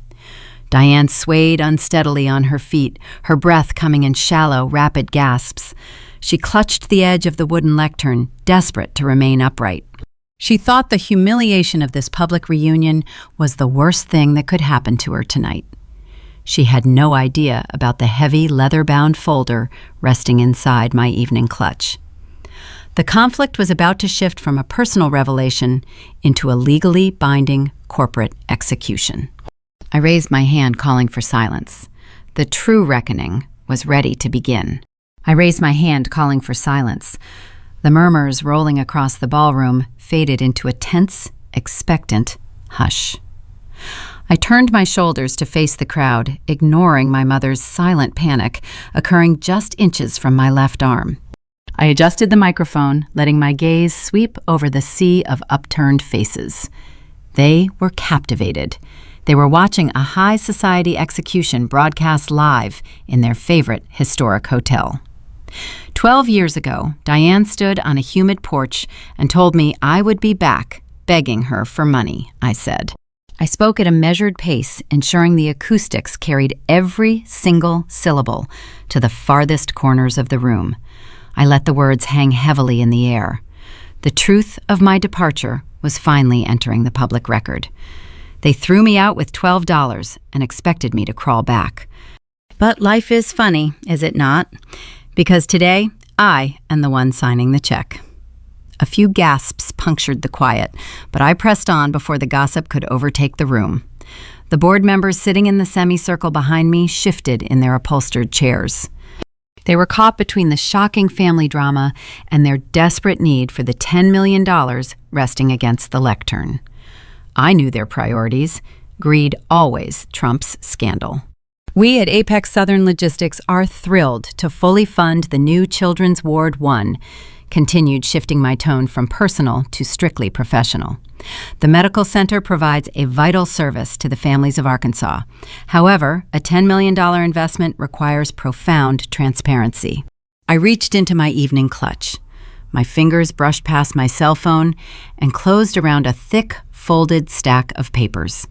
I pulled out a bound legal document, holding it up for the room to see. The bright stage lights caught the heavy cream cardstock and the blue ink of the notary stamp. The contract had been drafted by Richard Sterling and vetted by 3 different corporate compliance officers. "This endowment comes with binding contingencies," I announced. My voice was like ice slicing through the stifling warmth of the crowded ballroom. "Effective immediately, the transfer of these funds will trigger a full, independent external audit of the hospital administrative billing practices covering the last 5 years. Beside me, Diane swayed unsteadily on her feet. Her elbow bumped the wooden edge of the podium. The microphone picked up the dull thud, broadcasting her physical collapse to the entire room. She grabbed the sides of the lectern to keep her knees from buckling. An independent external audit was her ultimate nightmare. It meant ruthless forensic accountants would comb through every single ledger, expense account, and discretionary fund she had managed since Jessica moved back home. It meant strangers would trace the flow of diverted capital. The fake salary she fabricated for her golden child would be exposed under a harsh, unforgiving light. The board members behind me exchanged calculating glances. Dr. Thorne leaned forward, his brow furrowed in deep concentration. They knew an audit of that magnitude would uncover severe administrative bloat. But they also knew they could not reject a $10 million donation to save a single vice president. The math favored the children. The math condemned my mother. Furthermore, I continued letting my gaze drop down to the administrative table in the 3rd row. The contract mandates the immediate, automatic elimination of any redundant administrative roles lacking medical credentials. This specific clause ensures that every single dollar of this endowment is routed strictly to patient care and facility construction. I did not need to name Jessica. The legal framework of the contract did the dirty work for me. By targeting redundant administrative roles lacking medical credentials, I effectively vaporized the senior patient experience consultant position. Any third-party auditor would instantly flag her fabricated job as a gross misappropriation of funds. If the hospital board wanted my money, they had to purge the nepotism. The choice was engineered to be a foregone conclusion. Down in the front row, the reality of the clause hit my older sister. Jessica let out a sharp, hysterical sob. The sound echoed painfully in the quiet room. She slapped a hand over her mouth, her eyes wide with terror. Without that fake salary, she had no way to maintain her country club facade. She had no way to pay the lingering legal fees from her disgraced ex-husband. Her entire fabricated existence evaporated in the span of 2 sentences. Thomas stared at his eldest daughter, hearing her cry. His face turned a mottled shade of red. He looked up at me on the stage, his expression twisting into a mask of pure, unfiltered hatred. The patriarch who had golfed with the police chief to protect his wealth was now powerless to stop a hostile corporate takeover orchestrated by the child he threw away. He opened his mouth to shout something to disrupt the proceedings, but the oppressive silence of his wealthy peers forced him to swallow his rage. He was trapped in the social protocol he worshipped. The snare was mathematically flawless. There were no loopholes for Diane to exploit. She could not call in favors from the local magistrate or charm the bank manager into hiding the transactions. The forensic auditors my contract demanded would be sourced from a neutral, out-of-state firm. They would report directly to the board of directors, bypassing her authority entirely. I had essentially purchased her termination and framed it as a historic philanthropic endeavor. I looked at the faces in the crowd. The politicians who usually dominated these events were scribbling notes on their event programs. The old money matriarchs were leaning toward each other, dissecting the brutal efficiency of the public dismantling. They recognized a superior play. Diane had brought a desperate plea for cash to a corporate chess match. She walked onto the stage expecting a coronation and found a guillotine instead. Diane finally managed to draw a ragged breath. She turned her head slowly, looking at me with bloodshot eyes. Her perfect makeup was beginning to crack, revealing the exhausted, broken woman underneath. She tried to speak, her lips moving silently, before producing a faint, raspy whisper meant only for me. "You are destroying us," she breathed. I kept my posture rigid, refusing to lean toward her or offer any comforting gesture.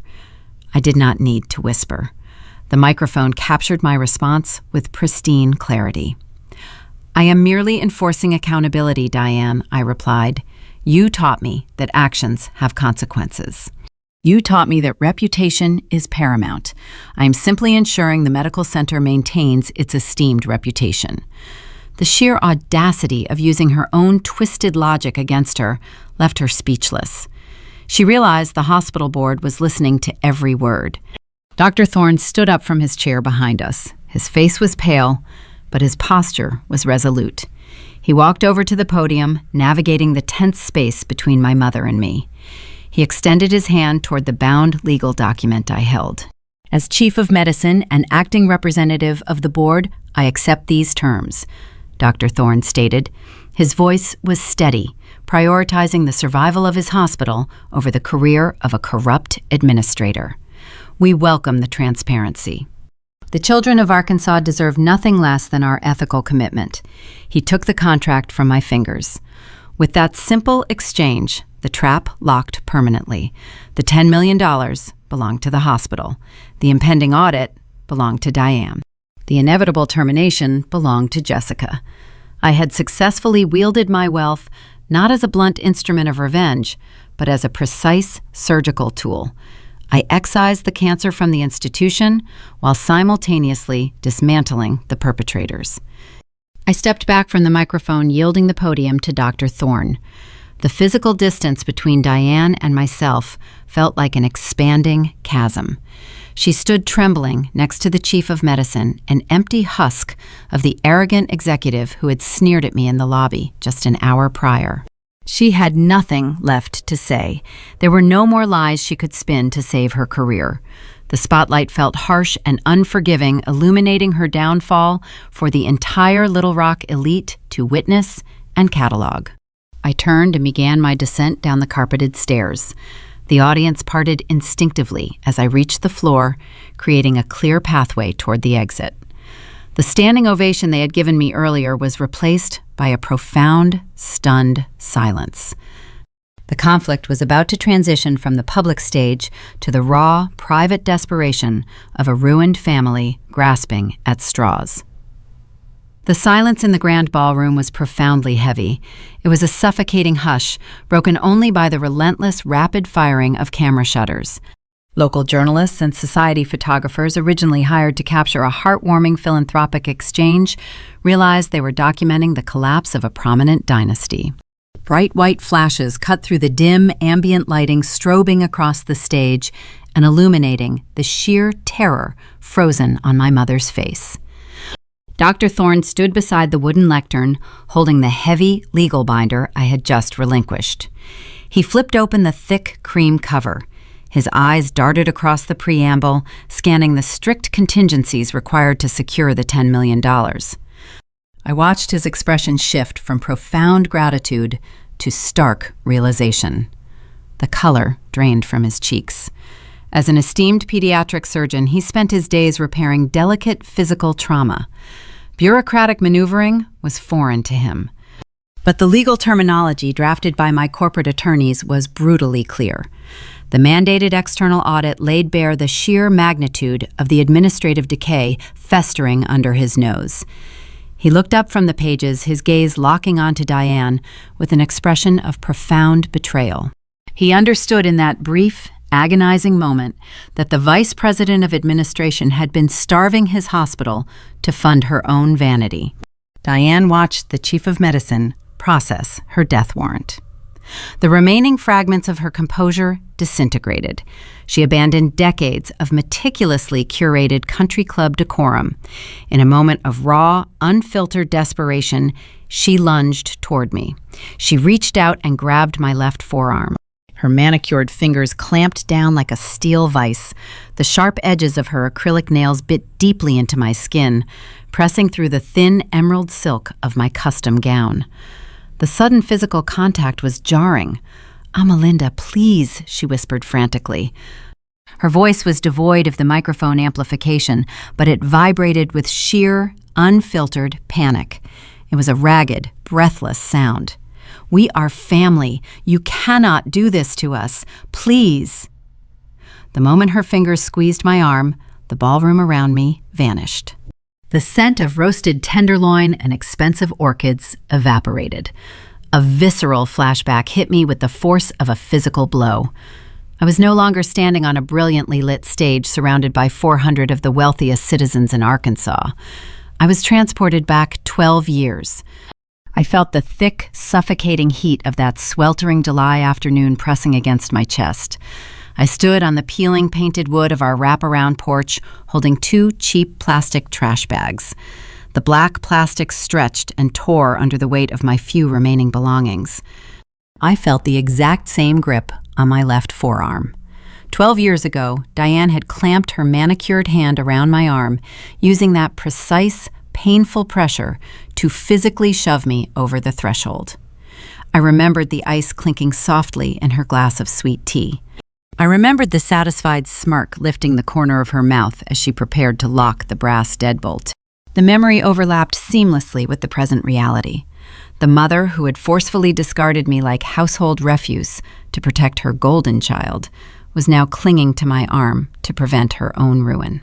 She was invoking the sacred bond of family, the very concept she had mocked and destroyed when she forged my signature and stole my university tuition. The hypocrisy was a foul-tasting poison, and I refused to swallow another drop. I looked down at the hand clutching my forearm. I noted the expensive diamond rings glinting under the stage lights, rings purchased with money siphoned from critical medical budgets. Then I shifted my gaze upward, looking directly into her terrified, bloodshot eyes. The arrogant hospital executive was gone. Only a frightened, drowning woman remained. I did not whisper my reply. I did not grant her the privilege of a private confrontation. I used the platform she had so desperately prepared for me. I leaned backward, pulling my face within an inch of the cold metal mesh of the microphone. The room was so quiet that the fabric of my silk gown rustling against the podium was captured and broadcast through the sound system. "You told me I would be back begging for money," I quoted softly. My voice was calm, even and entirely devoid of pity. The acoustics of the ballroom amplified the historic truth, bouncing my words off the gilded ceilings and plunging them into the ears of every politician, physician, and socialite in attendance. "Looks like you are the one begging Diane." The delivery was surgical. The sentence hung in the air, a devastating testament to poetic justice. A fresh wave of shocked murmurs erupted from the back tables, rolling forward like a tidal wave. I did not wait for Diane to formulate a response. I tensed my muscles and pulled my arm free. The movement was smooth but unyielding. Stripped of her physical anchor, Diane stumbled backward. Her heel caught on the edge of the carpeted stage platform. She flailed her arms to maintain her balance, looking awkward and entirely stripped of her manufactured dignity. I turned my back on her. I faced Dr. Thorne, who was still clutching the legal binder against his chest like a protective shield. I offered the stunned chief of medicine a crisp, polite nod. It was the ultimate expression of corporate detachment, signaling the conclusion of our transaction.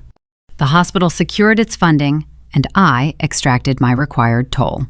The ledger was officially balanced. I stepped away from the podium and began my descent down the carpeted stairs. Richard Sterling stood waiting at the base, his posture projecting an impenetrable wall of legal authority. As I reached the floor, the sea of guests parted instinctively.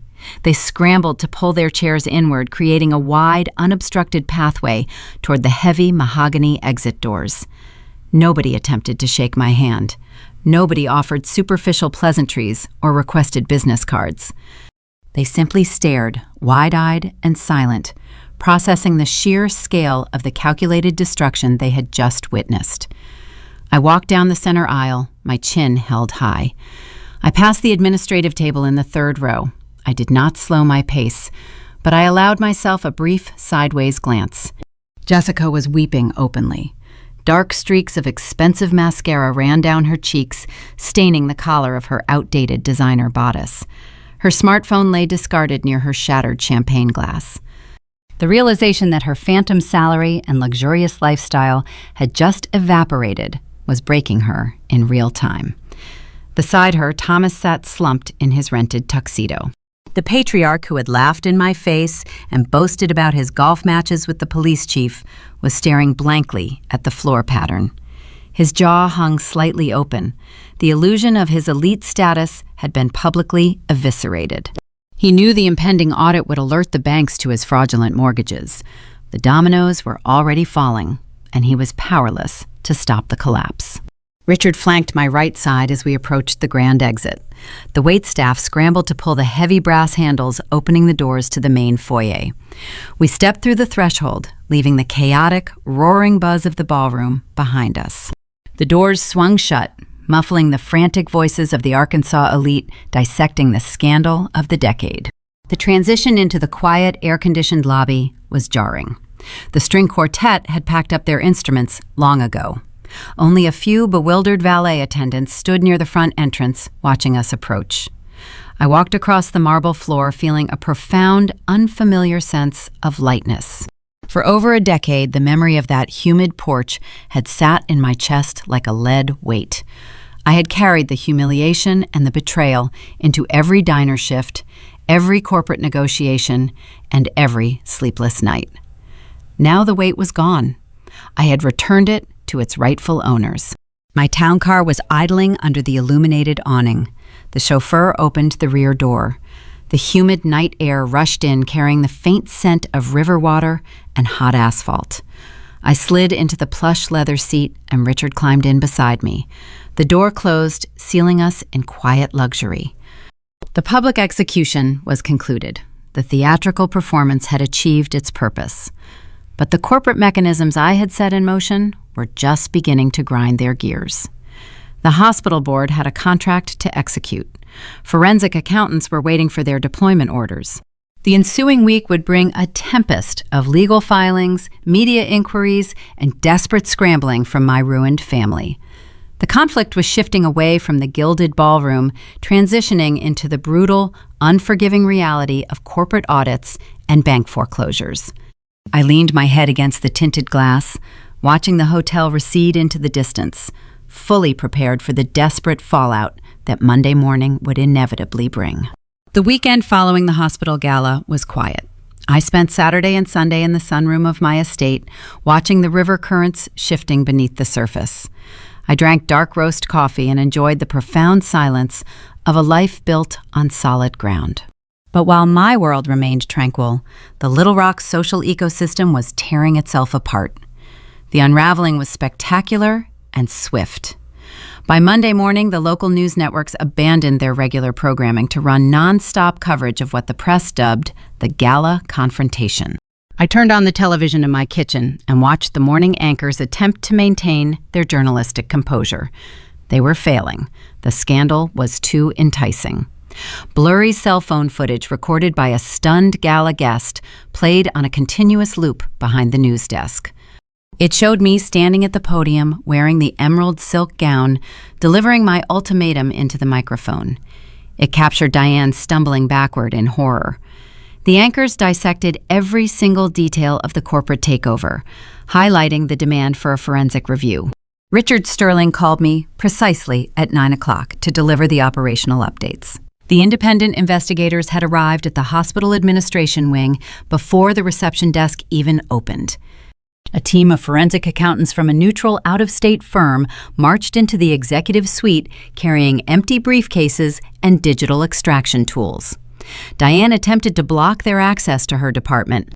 She cited patient confidentiality and hospital protocol, trying to assert the authority she had wielded for decades. The lead investigator did not argue. He simply handed her a legally binding subpoena signed by Dr. Thorne and the entire board of directors. The accountants seized hard drives, locked filing cabinets, and cloned the administrative servers. Within 48 hours, they unearthed the rotten core of my mother's department. The paper trail was indisputable and glaring. Diane had routed critical capital designated for pediatric surgical equipment directly into the senior patient experience consultant payroll. She had falsified vendor invoices to cover Jessica's expensive corporate lunches and luxury vehicle mileage allowances. The hospital board convened an emergency executive session on Thursday afternoon. They summoned Diane into a sterile, windowless conference room in the basement. Richard relayed the sequence of events with cold precision. Diane attempted to play the victim. She cried and cited her 20 years of dedication to the institution. She tried to leverage her country club connections to intimidate the board members. Dr. Thorne shut her down instantly. He slid a thick dossier of the audit findings across the polished mahogany table and offered her a brutal ultimatum. She could face immediate civil litigation and potential criminal embezzlement charges, or she could accept a disgraced early retirement. The choice was a corporate execution disguised as a resignation. Diane surrendered her security badge and her hospital-issued keys right there in the basement. The board granted 0 severance pay. There was no farewell luncheon and no commemorative plaque.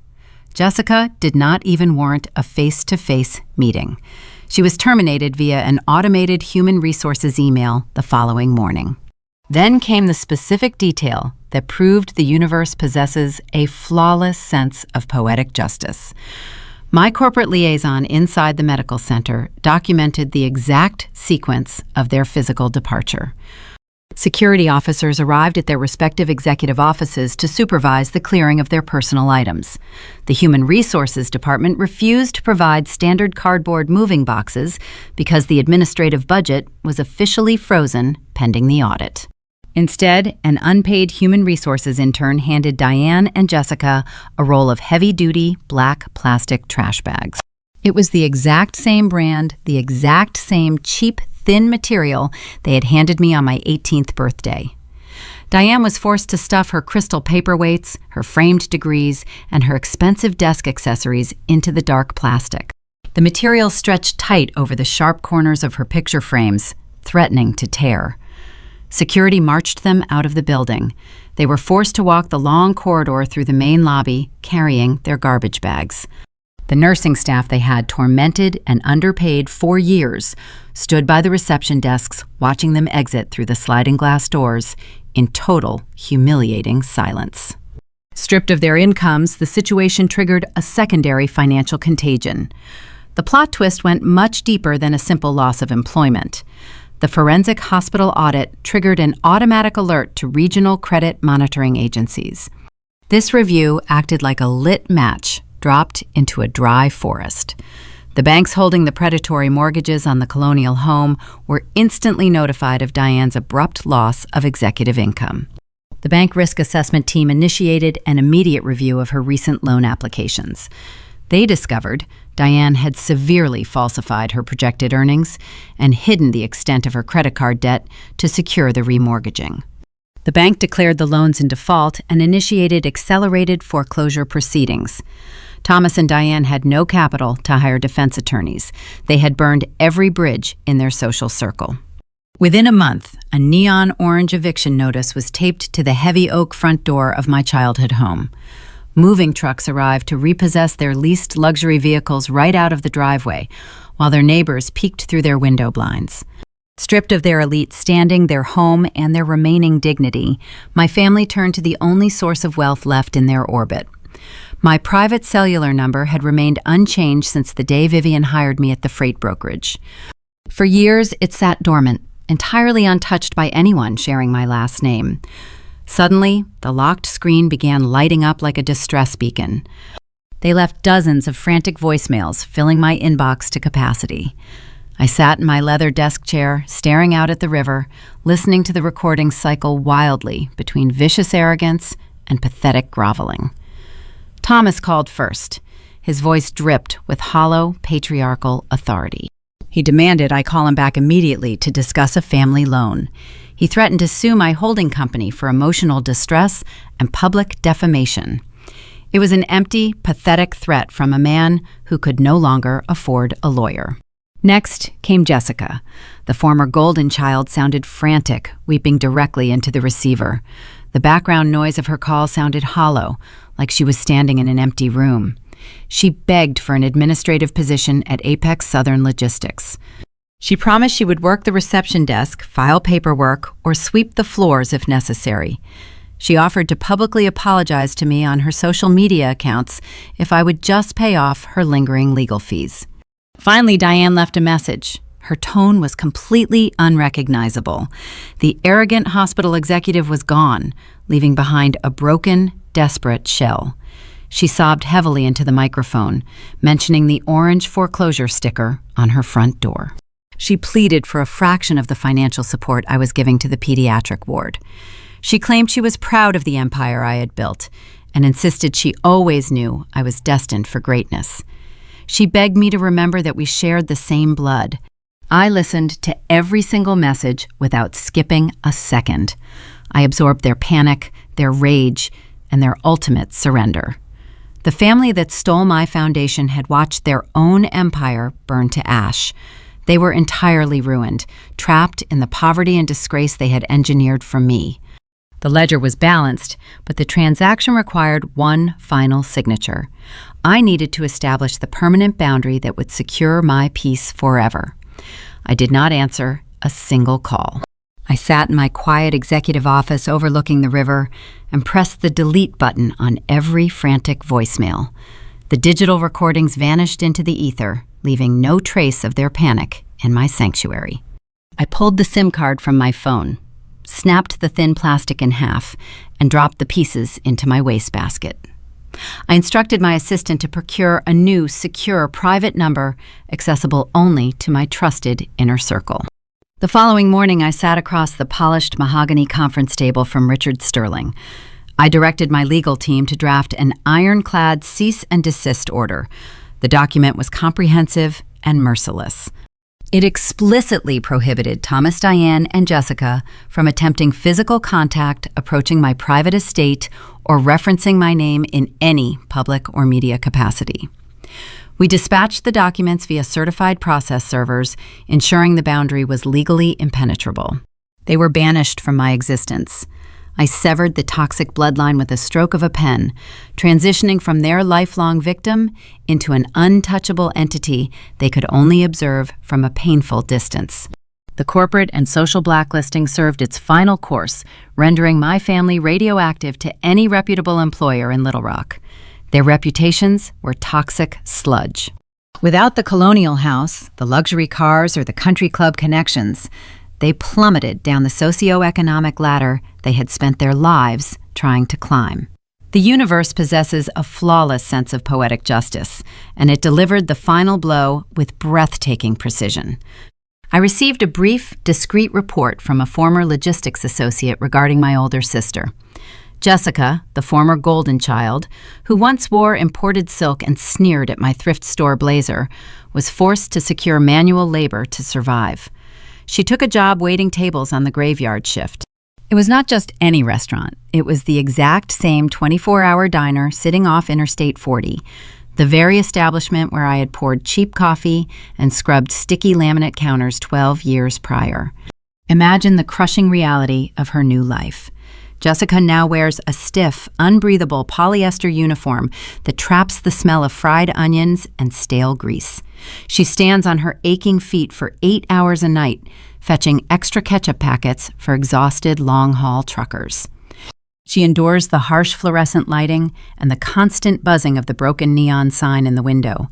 She likely cleans the exact same corner booth where I sat with a crumpled $12 bill, sketching out the logistics routing matrix that eventually funded her destruction. Every time she wipes down a table, she is living inside the genesis of my empire. The crown she wore was a forgery, and now she sweeps the floors of the castle I built. Thomas and Diane fared no better in the aftermath. Stripped of their stolen equity and public dignity, they relocated to a cramped, rundown apartment complex on the industrial edge of town. Their days of hosting lavish charity luncheons are a distant, humiliating memory. They spend their days hiding indoors, terrified of running into former high society friends at the local grocery store. The only phone calls they receive now are from relentless debt collectors demanding payments they can never make. They are ghosts, haunting their own ruined lives. 6 months passed, allowing the dust of their ruin to settle permanently. The Arkansas autumn brought a crisp, cool breeze cutting through the lingering summer humidity. I attended the official groundbreaking ceremony for the new pediatric wing. The event was different from the gilded gala. There were no crystal chandeliers or expensive floral arrangements designed to mask corruption. We stood outside on the rough, uneven dirt of the construction site. A row of heavy yellow earth movers idled in the background, ready to begin the excavation. Dr. Thorne stood beside me wearing a hard hat and a genuine, unburdened smile. He handed me a silver-plated shovel to turn the first pile of earth. Real doctors and pediatric nurses surrounded us, clapping with sincere gratitude. They did not care about designer gowns or country club pedigrees. They cared about the future of their patients. I stood there listening to the rumble of the diesel engines, feeling a profound, enduring peace. I looked past the construction equipment toward the main entrance of the medical center. A large granite cornerstone sat waiting to be installed near the primary walkway. Carved deep into the gray stone in elegant, unyielding letters was my full name. It was the name my parents had tried to erase, belittle, and discard. Now it would remain permanently etched into the foundation of the city, serving as a perpetual monument to truth and resilience. Meanwhile, Jessica and her fabricated socialite legacy were wiped from the town history as if they had never existed at all. They were a footnote, while I was the foundation. Standing in the cool morning air, watching the shovel bite into the soil, I realized a fundamental truth about the devastation my family endured. I had not destroyed them. I had not fabricated a single piece of evidence or forced them to commit financial fraud. I had simply handed them a clear, unforgiving mirror and allowed the reflection to do the heavy lifting. Their greed, their nepotism, and their blinding arrogance were the true architects of their downfall. I just provided the stage and turned on the bright lights. They built their own guillotine.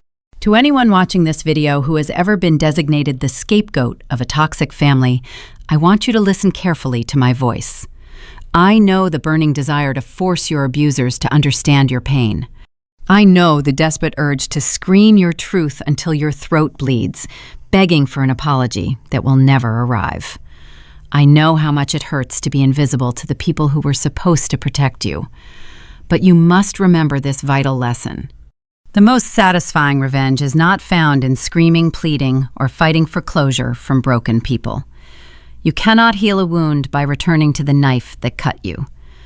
The best revenge is building an empire of truth so massive that their lies simply shatter against it. Build your fortress. Protect your peace. Establish your boundaries with iron and steel.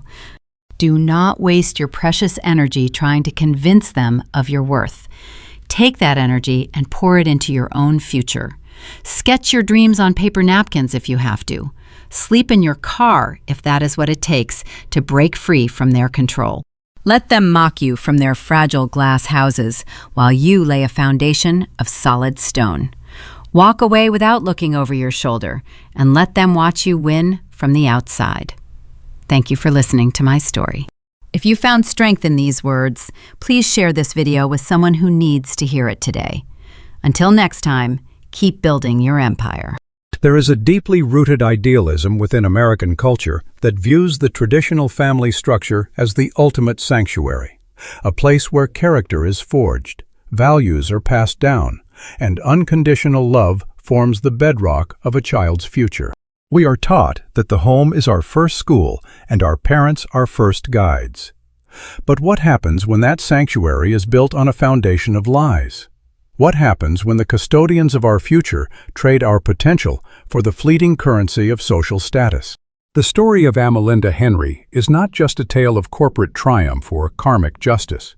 It is an echoing mirror held up to the darkest corners of family dynamics, offering a sobering reflection on parenting values, family responsibility, and the true meaning of legacy.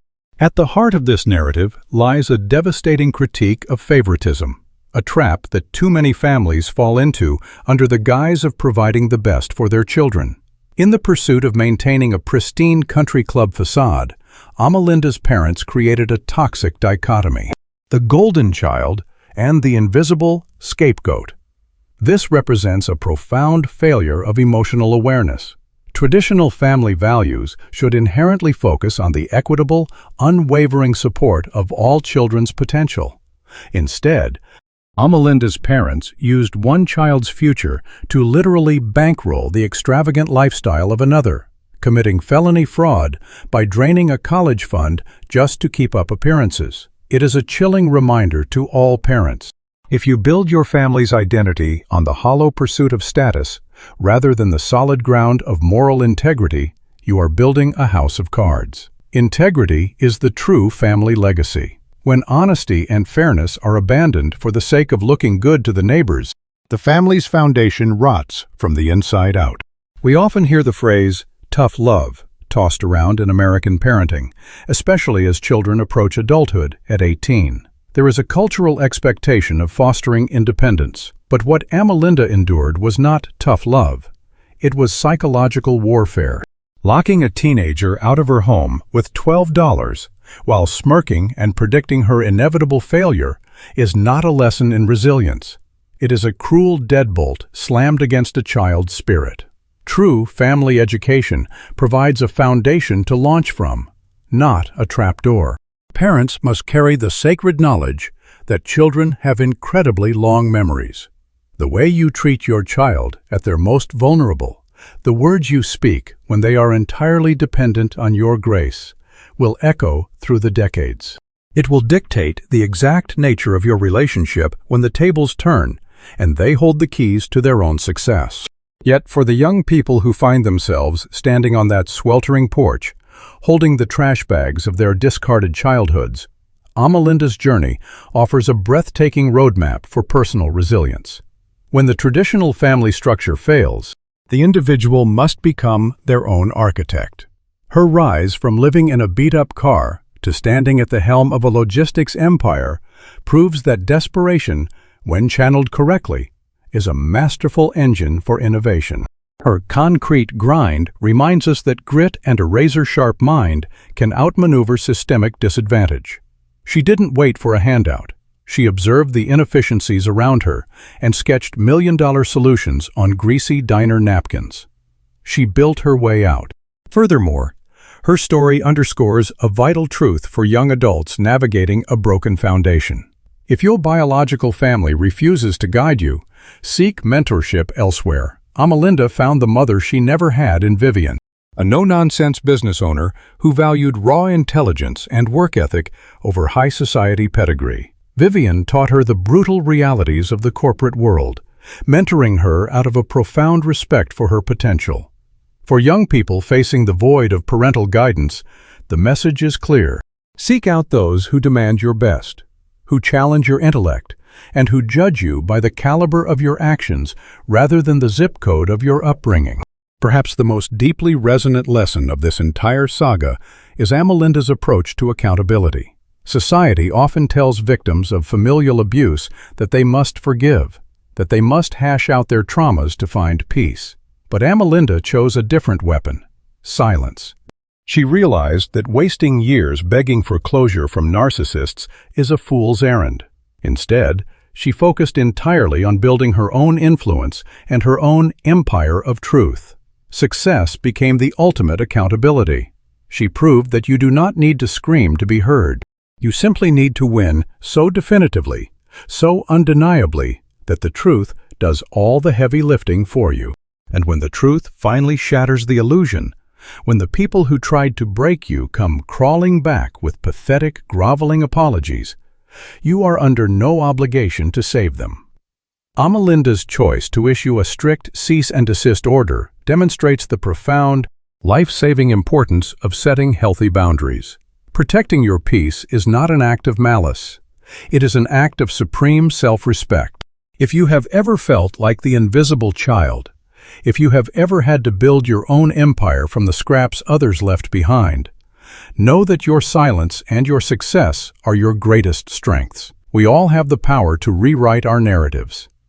If this story struck a chord within you, if it validated the quiet battles you have fought in the shadows of your own family tree, please take a moment to engage with our community. Hit the subscribe button and follow the channel Sophia Told Stories for more powerful, resonant tales of resilience, justice, and the triumphant human spirit. Share your own experiences in the comments, because your story might be the exact blueprint someone else needs to survive their own concrete grind. In the end, we are left to ponder the dual nature of the sacred bond of family. Traditional culture tells us this bond is unbreakable, a lifeline meant to endure all storms. But Amalinda's truth reveals that this bond is fundamentally a two-way street, requiring mutual respect, emotional awareness, and unyielding protection. When that contract is breached by greed, the lifeline becomes a chain, and the only way forward is to break it. As you look at the architecture of your own life, you have to ask yourself, are you building a facade for the world to admire? Or are you laying a foundation of truth that can withstand the weight of time? The mirrors we hold up to our children will eventually be the ones they hold up to us. And when that day comes, when the silence stretches out and the truth is finally laid bare, what reflection will be waiting for you in the glass?